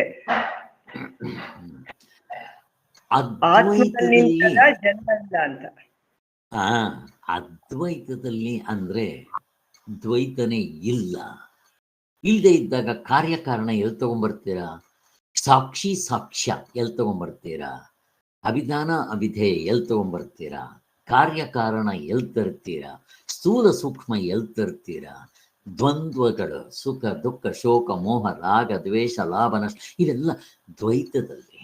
ಆದ್ದರಿಂದಲೇ ಅದೇನು ಇರಲ್ಲ ಅಲ್ಲಿ, ಅವಸ್ಥೆನೂ ಇಲ್ಲ, ಅದರ ಗಂಧ ಹೆಸರು ಇಲ್ಲ, ಏನೂ ಇಲ್ಲ. ನಾಮರೂಪ ಕ್ರಿಯೆಗಳು ದೃಶ್ಯ ಪ್ರಪಂಚದಲ್ಲಿ, ವ್ಯವಹಾರದಲ್ಲಿ. ಅದಕ್ಕೋಸ್ಕರನೇ ದ್ವಂದ್ವಗಳು ಇರೋಲ್ಲ ಅಲ್ಲಿ. ಕಾರ್ಯ ಕಾರಣ, ಸ್ಥೂಲ ಸೂಕ್ಷ್ಮ, ಅಭಿಧಾನ ಅಭಿಧೇಯ, ವಾಚ್ಯ ವಾಚಕ, ಎಲ್ಲ ದ್ವಂದ್ವಗಳಿವು. ಸುಖ ದುಃಖ ಶೋಕ ಮೋಹ. ಶೋಕ ಮೋಹ ಎರಡಿಲ್ಲ. ನಾವು ಅರ್ಥ ಮಾಡಿಕೊಂಡಾಗ ಮೋಹದಿಂದ ಶೋಕ. ಬುದ್ಧ ಎರಡನ್ನೂ ಹೇಳಲ್ಲ, ಆಸೆಯೇ ದುಃಖಕ್ಕೆ ಮೂಲ ಕಾರಣ, ಅವನು ಎರಡು ಹೇಳ್ತಾನೆ. ಅಲ್ಲಿಗೆ ಮೋಹ ಅಂತಂದ್ರೆ ಆಸೆ. ಅದಕ್ಕೋಸ್ಕರ ಅವನು ಡೈರೆಕ್ಟ್ ಆಗಿ ಆಸೆಯೇ ದುಃಖಕ್ಕೆ ಮೂಲ ಕಾರಣ ಅಂದ್ಬಿಡ್ತಾರೆ. ಇಲ್ಲಿ ಇವರು ಶೋಕ ಮೋಹ ಅಂತಾರೆ ಅಷ್ಟೆ. ಭಗವದ್ಗೀತೆಯಲ್ಲಿ ಶೋಕ ಮೋಹ ಅಂತ ಅರ್ಜುನನಿಗೆ ಮೊದಲನೇ ಅಧ್ಯಾಯದಲ್ಲಿ ಅದಕ್ಕೆ ಶೋಕ ಮೋಹ ಅಂತಾನೆ ಅಧ್ಯಾಯಕ್ಕೆ ಟೈಟಲ್ ಕೊಟ್ಕೊಂಡು ಹೇಳ್ತಾರೆ. ಹೀಗೆ ಅದಕ್ಕೋಸ್ಕರ ಎಲ್ಲಿ ಅದ್ವೈತವಾಗಿ ಎರಡನೇ ವಸ್ತುನೇ ಇಲ್ಲ. ಆದ್ದರಿಂದ ಇನ್ನು ಪ್ರಶ್ನೆ ಎಲ್ಲಿ ಬಂತು? ಅದಕ್ಕೋಸ್ಕರ ಹಾಗೆ. ಆದ್ದರಿಂದ ಇವೆಲ್ಲ ಅವಿದ್ಯಾ ದೃಷ್ಟಿ. ಅದಕ್ಕೋಸ್ಕರ ಹಾಗಾದರೆ ಸೃಷ್ಟಿನ ಯಾಕೆ ಹೇಳಿದೆ? ಉಪಾಯವಾಗಿ ಉಪೇಯವನ್ನ ತಿಳಿಸಲಿಕ್ಕೆ. ಉಪೇಯ ಅಂದ್ರೆ ಯಾವುದಿಲ್ಲ ನೋಡ್ರಿ, ಆತ್ಮನ ಉಪೇಯ ವಸ್ತು ಅಲ್ಲ. ಹೇಳುವಾಗ ಹಂಗೆ ಹೇಳ್ತೀವಿ, ಬೇರೆ ತಿಳಿಸ್ಕೊಡೋದು ಹೆಂಗೆ? ಉಪೇಯವನ್ನ ನಾನೇ ಅದಾಗಿದ್ದೀನಿ, ಇಷ್ಟು ತಿಳ್ಕೊಬೇಕಷ್ಟೆ. ಸೊ ಇಷ್ಟನ್ನು ಗೌಡಪಾದರು ನಮಗೆ ಹೇಳಿರ್ತಾರೆ ಅಂತ ಹೇಳಿದರು. ಈಗ ಇಲ್ಲಿ ಗೌಡಪಾದರು ಇದರಲ್ಲಿ ನನಗದನ್ನು ನೆನೆಸ್ಕೊಂಡ್ರೆ ಸಾಕು ಕುಣಿಯೋಂಗಾಗ್ತಾ ಇರುತ್ತೆ. ಅನಾದಿ ಮಾಯೆಯ ಸ್ವಪ್ನ, ಅನಾದಿ ಮಾಯೆಯ ಸುಪ್ತೋ ಯದಾ ಜೀವ ಪ್ರಬುದ್ಯತೆ ಅಜಂ ಅನಿದ್ರಂ ಅಸ್ವಪ್ನಂ ಅದ್ವೈತಂ ಬುದ್ಧ್ಯತೆ ತದಾ. ಇದನ್ನ ಎಷ್ಟು ಚೆನ್ನಾಗಿ ಬರ್ತಿದ್ದಾರೆ. ಇದನ್ನ ಓದ್ಕೊಂಡು ಕುಣಿಬೇಕು ಅಂತ ಅನ್ಸುತ್ತೆ. ಜೀವನು ದೃಶ್ಯ ಪ್ರಪಂಚದಲ್ಲಿ ನಾವು ಜೀವನು ಅಂತ ಕರಿತೀವಲ್ಲ, ಅವನು ಈ ಮಾಯೆಗೆ ಒಳಪಟ್ಟು, ಅನಾದಿ ಮಾಯೆ ಯಾವಾಗ ಬಂತೋ, ಹೇಗ್ ಬಂತೋ, ಎಲ್ಲಿ ಬಂತೋ ಗೊತ್ತಿಲ್ಲ. ಅಧ್ಯಾಸ ಯಾವಾಗಾಯ್ತು ಸ್ವಾಮಿ? ಅನಾದಿ. ಅನಂತ ಅಂತ ಹೇಳ್ತಾರಲ್ಲ ಹಾಗೆ, ಇವರು ಬೇರೆ ಅರ್ಥದಲ್ಲಿ ಹೇಳ್ತಾರೆ. ಜೀವನು ಅನಾದಿ ಮಾಯೆಯಿಂದ ನಿದ್ರಿಸುತ್ತಾ ಕನಸು ಕಾಣ್ತಾ ಇದ್ದಾನೆ. ಇಲ್ಲಿ ನಿದ್ರಿಸುತ್ತಾ ಕನಸು ಕಾಣ್ತಾ ಇದ್ದಾನೆ ಅಂದ್ರೆ ಏನರ್ಥ ತಗೋಬೇಕು ಸ್ವಾಮಿ? ಯಾರಾದ್ರೂ ಉತ್ತರ ಕೊಡಿ, ನಾನು ಅಲ್ಲಲ್ಲಿ ಪ್ರಶ್ನೆ ಕೇಳ್ಬಿಡ್ತೇನೆ. ಅವಿದ್ಯೆಯಲ್ಲೇ ಇದ್ದಾನೆ, ಇನ್ನು ಆತ್ಮಸ್ವರೂಪ ತಿಳ್ಕೊಂಡಿಲ್ಲ ಅಂತ. ಆಗಲ್ಲ. ನಿದ್ರೆ ಅಂತಂದ್ರೆ ಅಗ್ರಹಣ ಇಲ್ಲ, ಸ್ವಪ್ನ ಅಂದ್ರೆ ಅನ್ಯತಾ ಗ್ರಹಣವಿಲ್ಲ.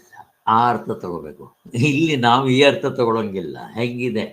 ಆದ್ರಿಂದ ನಿದ್ರಿಸುತ್ತಾ ಕನಸು ಕಾಣ್ತಾ ಇರ್ತಾನೆ ಯಾರು? ಜೀವಪ್ಪ. ಗಾಢ ನಿದ್ರೆಯಲ್ಲಿ ಇದ್ದದ್ದನ್ನಿದ್ದಾಗ ತಿಳ್ಕೊಳ್ಳಲ್ಲ, ಎಚ್ಚರ ಕನಸುಗಳಲ್ಲಿ ಎರಡೂ ಇರುತ್ತೆ ಅವನಿಗೆ. ಇದ್ದದ್ದಿದ್ದಾಗ ತಿಳ್ಕೊಳ್ಳದೆ ಇರೋದು ಮತ್ತೆ ತಪ್ಪಾಗಿ ತಿಳ್ಕೊಳ್ಳೋದು, ಒಂದಿದ್ರೆ ಇನ್ನೆರಡು ಇದ್ದೇ ಇರುತ್ತೆ. ಆದ್ರೆ ಗಾಢ ನಿದ್ರೆಯಲ್ಲಿ ಒಂದಿದೆ, ಇನ್ನಿರೋದಕ್ಕೆ ಸಾಧ್ಯ ಇಲ್ಲ, ಅದು ಅದ್ವೈತವೇ ಇರಲಿ. ಶಾಸ್ತ್ರಾಚಾರ್ಯರುಗಳ ಉಪದೇಶದಿಂದ ಅವನಿಗೆ ಜ್ಞಾನ ಅನ್ನೋ ಎಚ್ಚರ ಬರುತ್ತೆ. ಅವ್ರ ದೃಷ್ಟಿಯಲ್ಲಿ ನಿದ್ದೆ ಕನಸು ಅಂತಂದ್ರೆ ಅಗ್ರಹಣ ಅನ್ಯತಾ ಗ್ರಹಣ.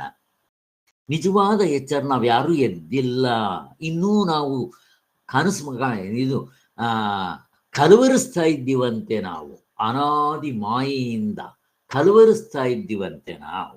ಆದ್ದರಿಂದ ನಿಜವಾದ ಎಚ್ಚರ ಯಾವುದಪ್ಪ? ಭಗವದ್ಗೀತೆಯಲ್ಲಿ ಸ್ವಾಮಿಗಳು ಬರೀತಾರೆ, ನಿಜವಾದ ಎಚ್ಚರ ಮುಕ್ತರಾದವರು ಮಾತ್ರ ಎದ್ದಿರ್ತಾರೆ. ಈ ದೃಷ್ಟಿಯಿಂದ ಅದಕ್ಕೋಸ್ಕರ ಅವನ ಒಬ್ಬ ಮುದ್ಕ ರಾತ್ರಿ ಎಲ್ಲ ಎದ್ದಿದ್ನಂತೆ. ಯಾಕೋ ಎದ್ದಿದ್ದೀಯ ಅಂತಂದ್ರೆ ಬ್ರಹ್ಮಜ್ಞಾನಿಗಳು ಎದ್ದಿರ್ತಾರೆ ಯಾವಾಗ್ಲೂ ಅಂತ ಇವನು ಎದ್ದಿರ್. ನಿನ್ ತಲೆ ಹಂಗಲ್ಲ, ಎದ್ದಿರೋದು ಅಂದ್ರೆ ಇದು. ಅವ್ರು ಒಂದ್ಸಾರಿ ಎದ್ರೆ ಮಲಗಲ್ಲ, ಕನಸು ಮಲಗಿದ್ರೆ ತಾನೆ ಕನಸು ಕಾಣೋದು. ಆದ್ರಿಂದ ಅದಿಲ್ಲ ಅಂತಾನೆ. ಚತುಷ್ಪಾದವನ್ನ ನಿಜವಾಗ್ಲೂ ಎಚ್ಚರವಾಗಿದೆ ಅಂತ ಕರಿಬೇಕು. ಅದರಿಂದ ಎಂಥದ್ದದು ಎಚ್ಚರ? ಜ್ಞಾನ ಅನ್ನೋ ಎಚ್ಚರ. ಅಲ್ಲಿ ನಿದ್ದೆ ಇಲ್ಲ, ಕನಸಿಲ್ಲ. ಮತ್ತೆ ನಿದ್ದೆ ಇಲ್ಲ ಕನಸಿಲ್ಲ ಅಂದ್ರೆ ನಮ್ದು ಈ ವ್ಯವಹಾರಕ್ಕೆ ತಗೋಬಾರ್ದು.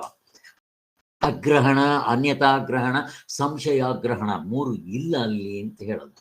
ಅದಕ್ಕೋಸ್ಕರನೇ ಅದನ್ನು ವರ್ಣಿಸುವಾಗ ಆತ್ಮನು ಅಜನು. ಇಲ್ಲಿ ನೋಡ್ರಿ, ನನ್ಗೆ ಇಲ್ಲೇ ಸ್ವಲ್ಪ ಸ್ಪಷ್ಟತೆ ಬಂದಿತ್ತು.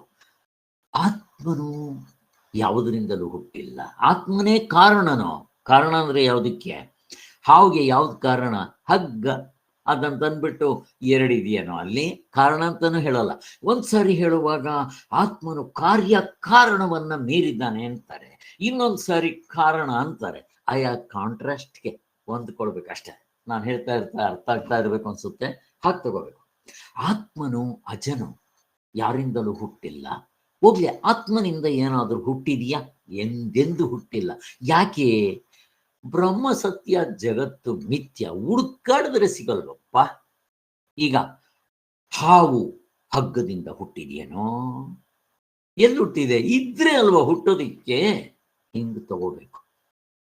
ಎಷ್ಟೋ ನಮಗೆ ಉಪನಿಷತ್ನಲ್ಲಿ ಅರ್ಥ ಆಗಿರೋದು ಕಾರಿಕೆಯಲ್ಲಿ ಸ್ಪಷ್ಟತೆ ಬಂದಿದೆ. ನನಗಂತೂ ತುಂಬಾ ಹೆಲ್ಪ್ ಆಗಿದೆ.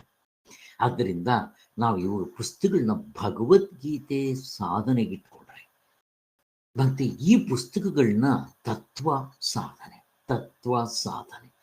ಭಗವದ್ಗೀತೆಯಲ್ಲೂ ತತ್ವ ಸಾಧನೆ ಹೇಳಿದೆ, ಹೇಳಿಲ್ಲ ಅಂತಲ್ಲ. ಉಪನಿಷತ್ತುಗಳಲ್ಲೂ ಕೂಡ ತತ್ವ ಸಾಧನೆ ಹೇಳಿದೆ. ತತ್ವ ತುಂಬ ಹೇಳಿ ಸಾಧನೆ ತುಂಬ ಕಡಿಮೆ ಹೇಳಿದೆ. ಭಗವದ್ಗೀತೆಯಲ್ಲಿ ಸಾಧನ ಪ್ರಧಾನವಾಗಿದೆ, ಇಲ್ಲಿ ಎರಡು ಇದೆ. ಹಾಗೆ ಅದಕ್ಕೋಸ್ಕರ ಹೀಗೆ ನೋಡಿ ಎಷ್ಟು ಚೆನ್ನಾಗಿದೆ. ಅವನು ಅಜನು, ಆತ್ಮನು ಅಜನು, ಜನ್ಮಾದಿ ವಿಕಾರ ರಹಿತನು. ಹುಟ್ಟಿದ್ರೆ ತಾನೇ ನಿಮಗೆ ವಿಕಾರ ಆಗ್ಬೇಕು, ಮತ್ತೆ ಸಾಯ್ಬೇಕು, ಎಲ್ಲ ಹುಟ್ಟದೇ ಇಲ್ವೇ. ಅನಿದ್ರನು ನೋಡ್ರಿ, ಅನಿದ್ರ ಅಂದಿದ ತಕ್ಷಣ ನಿದ್ರೆ ಇಲ್ಲದೆ ಇರುವನು ಅಂದ್ರೆ ಚಕ್ ಅಂತ ಸ್ವಾಮಿಗಳು ಬ್ರಾಕೆಟ್ನಾಗ ಕೊಟ್ಬಿಡ್ತಾರೆ. ತತ್ವವನ್ನ ಅರಿಯದೇ ಇರುವುದು ಅವಿದ್ಯಾನಿದ್ರೆ. ಆಮೇಲೆ ಅವನು ಅನಿದ್ರನು, ಅಸ್ವಪ್ನನು, ತಪ್ಪಾಗಿ ಅರಿಯುವುದೆಂಬ ಇಲ್ಲ. ಜನಕ ಮಹಾರಾಜ ಭಿಕ್ಷುಕ ಅರಿಯೋದಿಲ್ಲ. ಅದ್ವೈತನು, ಯಾವ ಬಗೆಯ ದ್ವೈತ ಪ್ರಪಂಚವು ಎಂದಿಗೂ ತನ್ನಲ್ಲಿಲ್ಲ. ಇದು ಗೌಡಪಾದರು, ಭಗವತ್ಪಾದರು ಹೇಳ್ತಾ ಇದ್ದು ನನ್ನ ಮನಸ್ಸಿನಲ್ಲಿ ಓಡ್ಕೊಂಡ್ಬಿಟ್ಟಿದೆ. ಯಾವಾಗಲೂ ಎಷ್ಟೊಂದು ಸಾರಿ ಹೇಳಿದ್ದೀನಿ, ಈಗಲೂ ಹೇಳ್ತೇನೆ. ಗೌಡಪಾದರು ಹೇಳ್ತಾರೆ, ಅಲ್ಲ ರೀ, ನೀವು ಪ್ರಪಂಚ ಇದೆ ಅಂತೀರ, ಇದ್ರ ನಮ್ಗೆ ಯಾಕ್ರಿ ಕಾಣಲ್ಲ ಅಂತ ಗೌಡಪಾದ್ರ ಕಂಪ್ಲೇಂಟ್. ನಮ್ ಕಂಪ್ಲೇಂಟ್ ಏನು ಅಂದ್ರೆ, ಅಲ್ಲ ಸ್ವಾಮಿ, ಪ್ರಪಂಚ ಇಷ್ಟು ಸತ್ಯವಾಗಿದೆ, ನಮ್ಮ ಕಣ್ಣು ಇಂದ್ರಿಯಗಳಿಗೆ ಸಿಗುತ್ತೆ, ಮನಸ್ಸು ಕೆಟ್ಕುತ್ತೆ, ಇಷ್ಟು ಇಲ್ಲ ಅಂದ್ಬಿಡ್ತೀರಿ ನೀವು ಅಂತ. ಎಂಥ ಫಿಲಾಸಫರ್ಗಳು ಕೂಡ, ಏನ್ ಸ್ವಾಮಿ 5 ವರ್ಷದ ನಾವು ಸ್ಕೀಮ್ ಹಾಕೋತೀವಿ, ನೀವು ಪ್ರಪಂಚನೇ ಇಲ್ಲ ಅಂದ್ಬಿಡ್ತೀರಲ್ಲ ಹೆಂಗೆ ಅಂತ ಅವ್ರು ಕೇಳ್ತಾರೆ, ಫಿಲಾಸಫರ್ಸ್.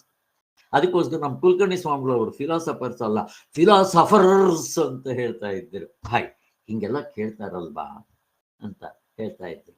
ಅದ್ವೈತನ ಯಾವೊಬ್ಬರಿಗೆ ದ್ವೈತ ಪ್ರಪಂಚವು ಎಂದೆಂದಿಗೂ ತನ್ನಲ್ಲಿಲ್ಲ. ಅದಕ್ಕೆ ನಾವು ಕೇಳೋದು, ದೇವ್ರು ಎಲ್ಲಿದ್ದಾನೆ ಸ್ವಾಮಿ ಅಂತ. ಅವ್ರು ಕೇಳ್ತಾರೆ, ಪ್ರಪಂಚ ಎಲ್ಲಿದೆ ತೋರಿಸ್ಲಿ ಅಂತ. ಹಗ್ಗ ಕಂಡವನಿಗೆ ಹಾವು ಕಾಣುತ್ತೇನಪ್ಪ? ಅವನ್ ಕೇಳ್ತಾನೆ, ಹಾವು ಎಲ್ರಿ ಇದೆ? ನೀವೇನ್ರಿ ಹಾವು ಅಂತ ಬಡ್ಕೊಂತೀರ, ಹಾವು ಎಲ್ರಿ ಇದೆ ಅಂತ ಅವನು. ನಾವು ಸ್ವಾಮಿ ಹಗ್ಗ ಎಲ್ಲಿದೆ ಅಂತ ನಾವು ಬಡ್ಕೊಂತೀವಿ. ಎಷ್ಟು ಚೆನ್ನಾಗಿ, ಯಾಕೆ ಹಗ್ಗ ನೋಡಿಲ್ಲ. ನಾವಿಬ್ಬರಿಗೂ ಒಂದೊಂದೇ, ಅವನಿಗೆ ಅದು ಸತ್ಯ, ಇವನಿಗೆ ಇದು ಸತ್ಯ. ಇದು ಸತ್ಯ ಅಂದಮೇಲೆ ಅದಲ್ಲ ಅಂತ ಗೊತ್ತಾಗುತ್ತೆ. ಹಾಗೆ ಎಂಬುದನ್ನು ಅರಿತುಕೊಳ್ತಾನೆ ಈ ಕಾರಿಕೆ ಅರ್ಥ. ಈ ಕಾರಿಕೆಯಲ್ಲಿ ಇದನ್ನು ಬರೆದಾಗ ನಾನು ನೆನೆಸ್ಕೊಂಡಾಗ ಇದು ಎಷ್ಟು ಚೆನ್ನಾಗಿ ಅರ್ಥ ಆಗುತ್ತೆ ಅಂತ. ಆದ್ದರಿಂದ ಗೌಡಪಾದರು ಹೇಳಿದಾಗಲಿಂದ ಆತ್ಮನಿಗೆ ಯಾವುದರಿಂದಲೂ ಹುಟ್ಟಿಲ್ಲ, ಆತ್ಮನಿಂದ ಯಾವುದೂ ಹುಟ್ಟಿಲ್ಲ, ಮುಗಿದು ಹೋಯ್ತು. ಎಷ್ಟು ಚೆನ್ನಾಗಿದೆ. ಆದ್ದರಿಂದಲೇ ಹೀಗೆ ಅರ್ಥ ಮಾಡ್ಕೋಬೇಕಾಗುತ್ತೆ. ಓಂ ಶಾಂತಿ ಶಾಂತಿ ಶಾಂತಿ. ಜೈ ಗುರುದೇವ್, ಜೈ ಶ್ರೀರಾಮ್. ಓಂ ಸರ್ವೇ ಭವಂತು ಸುಖಿನ, ಎಲ್ಲರೂ ಸುಖವಾಗಿರಲಿ ಅಂತ ಹೇಳಿ ನಾನು ನಿಲ್ಲಿಸ್ತೇನೆ.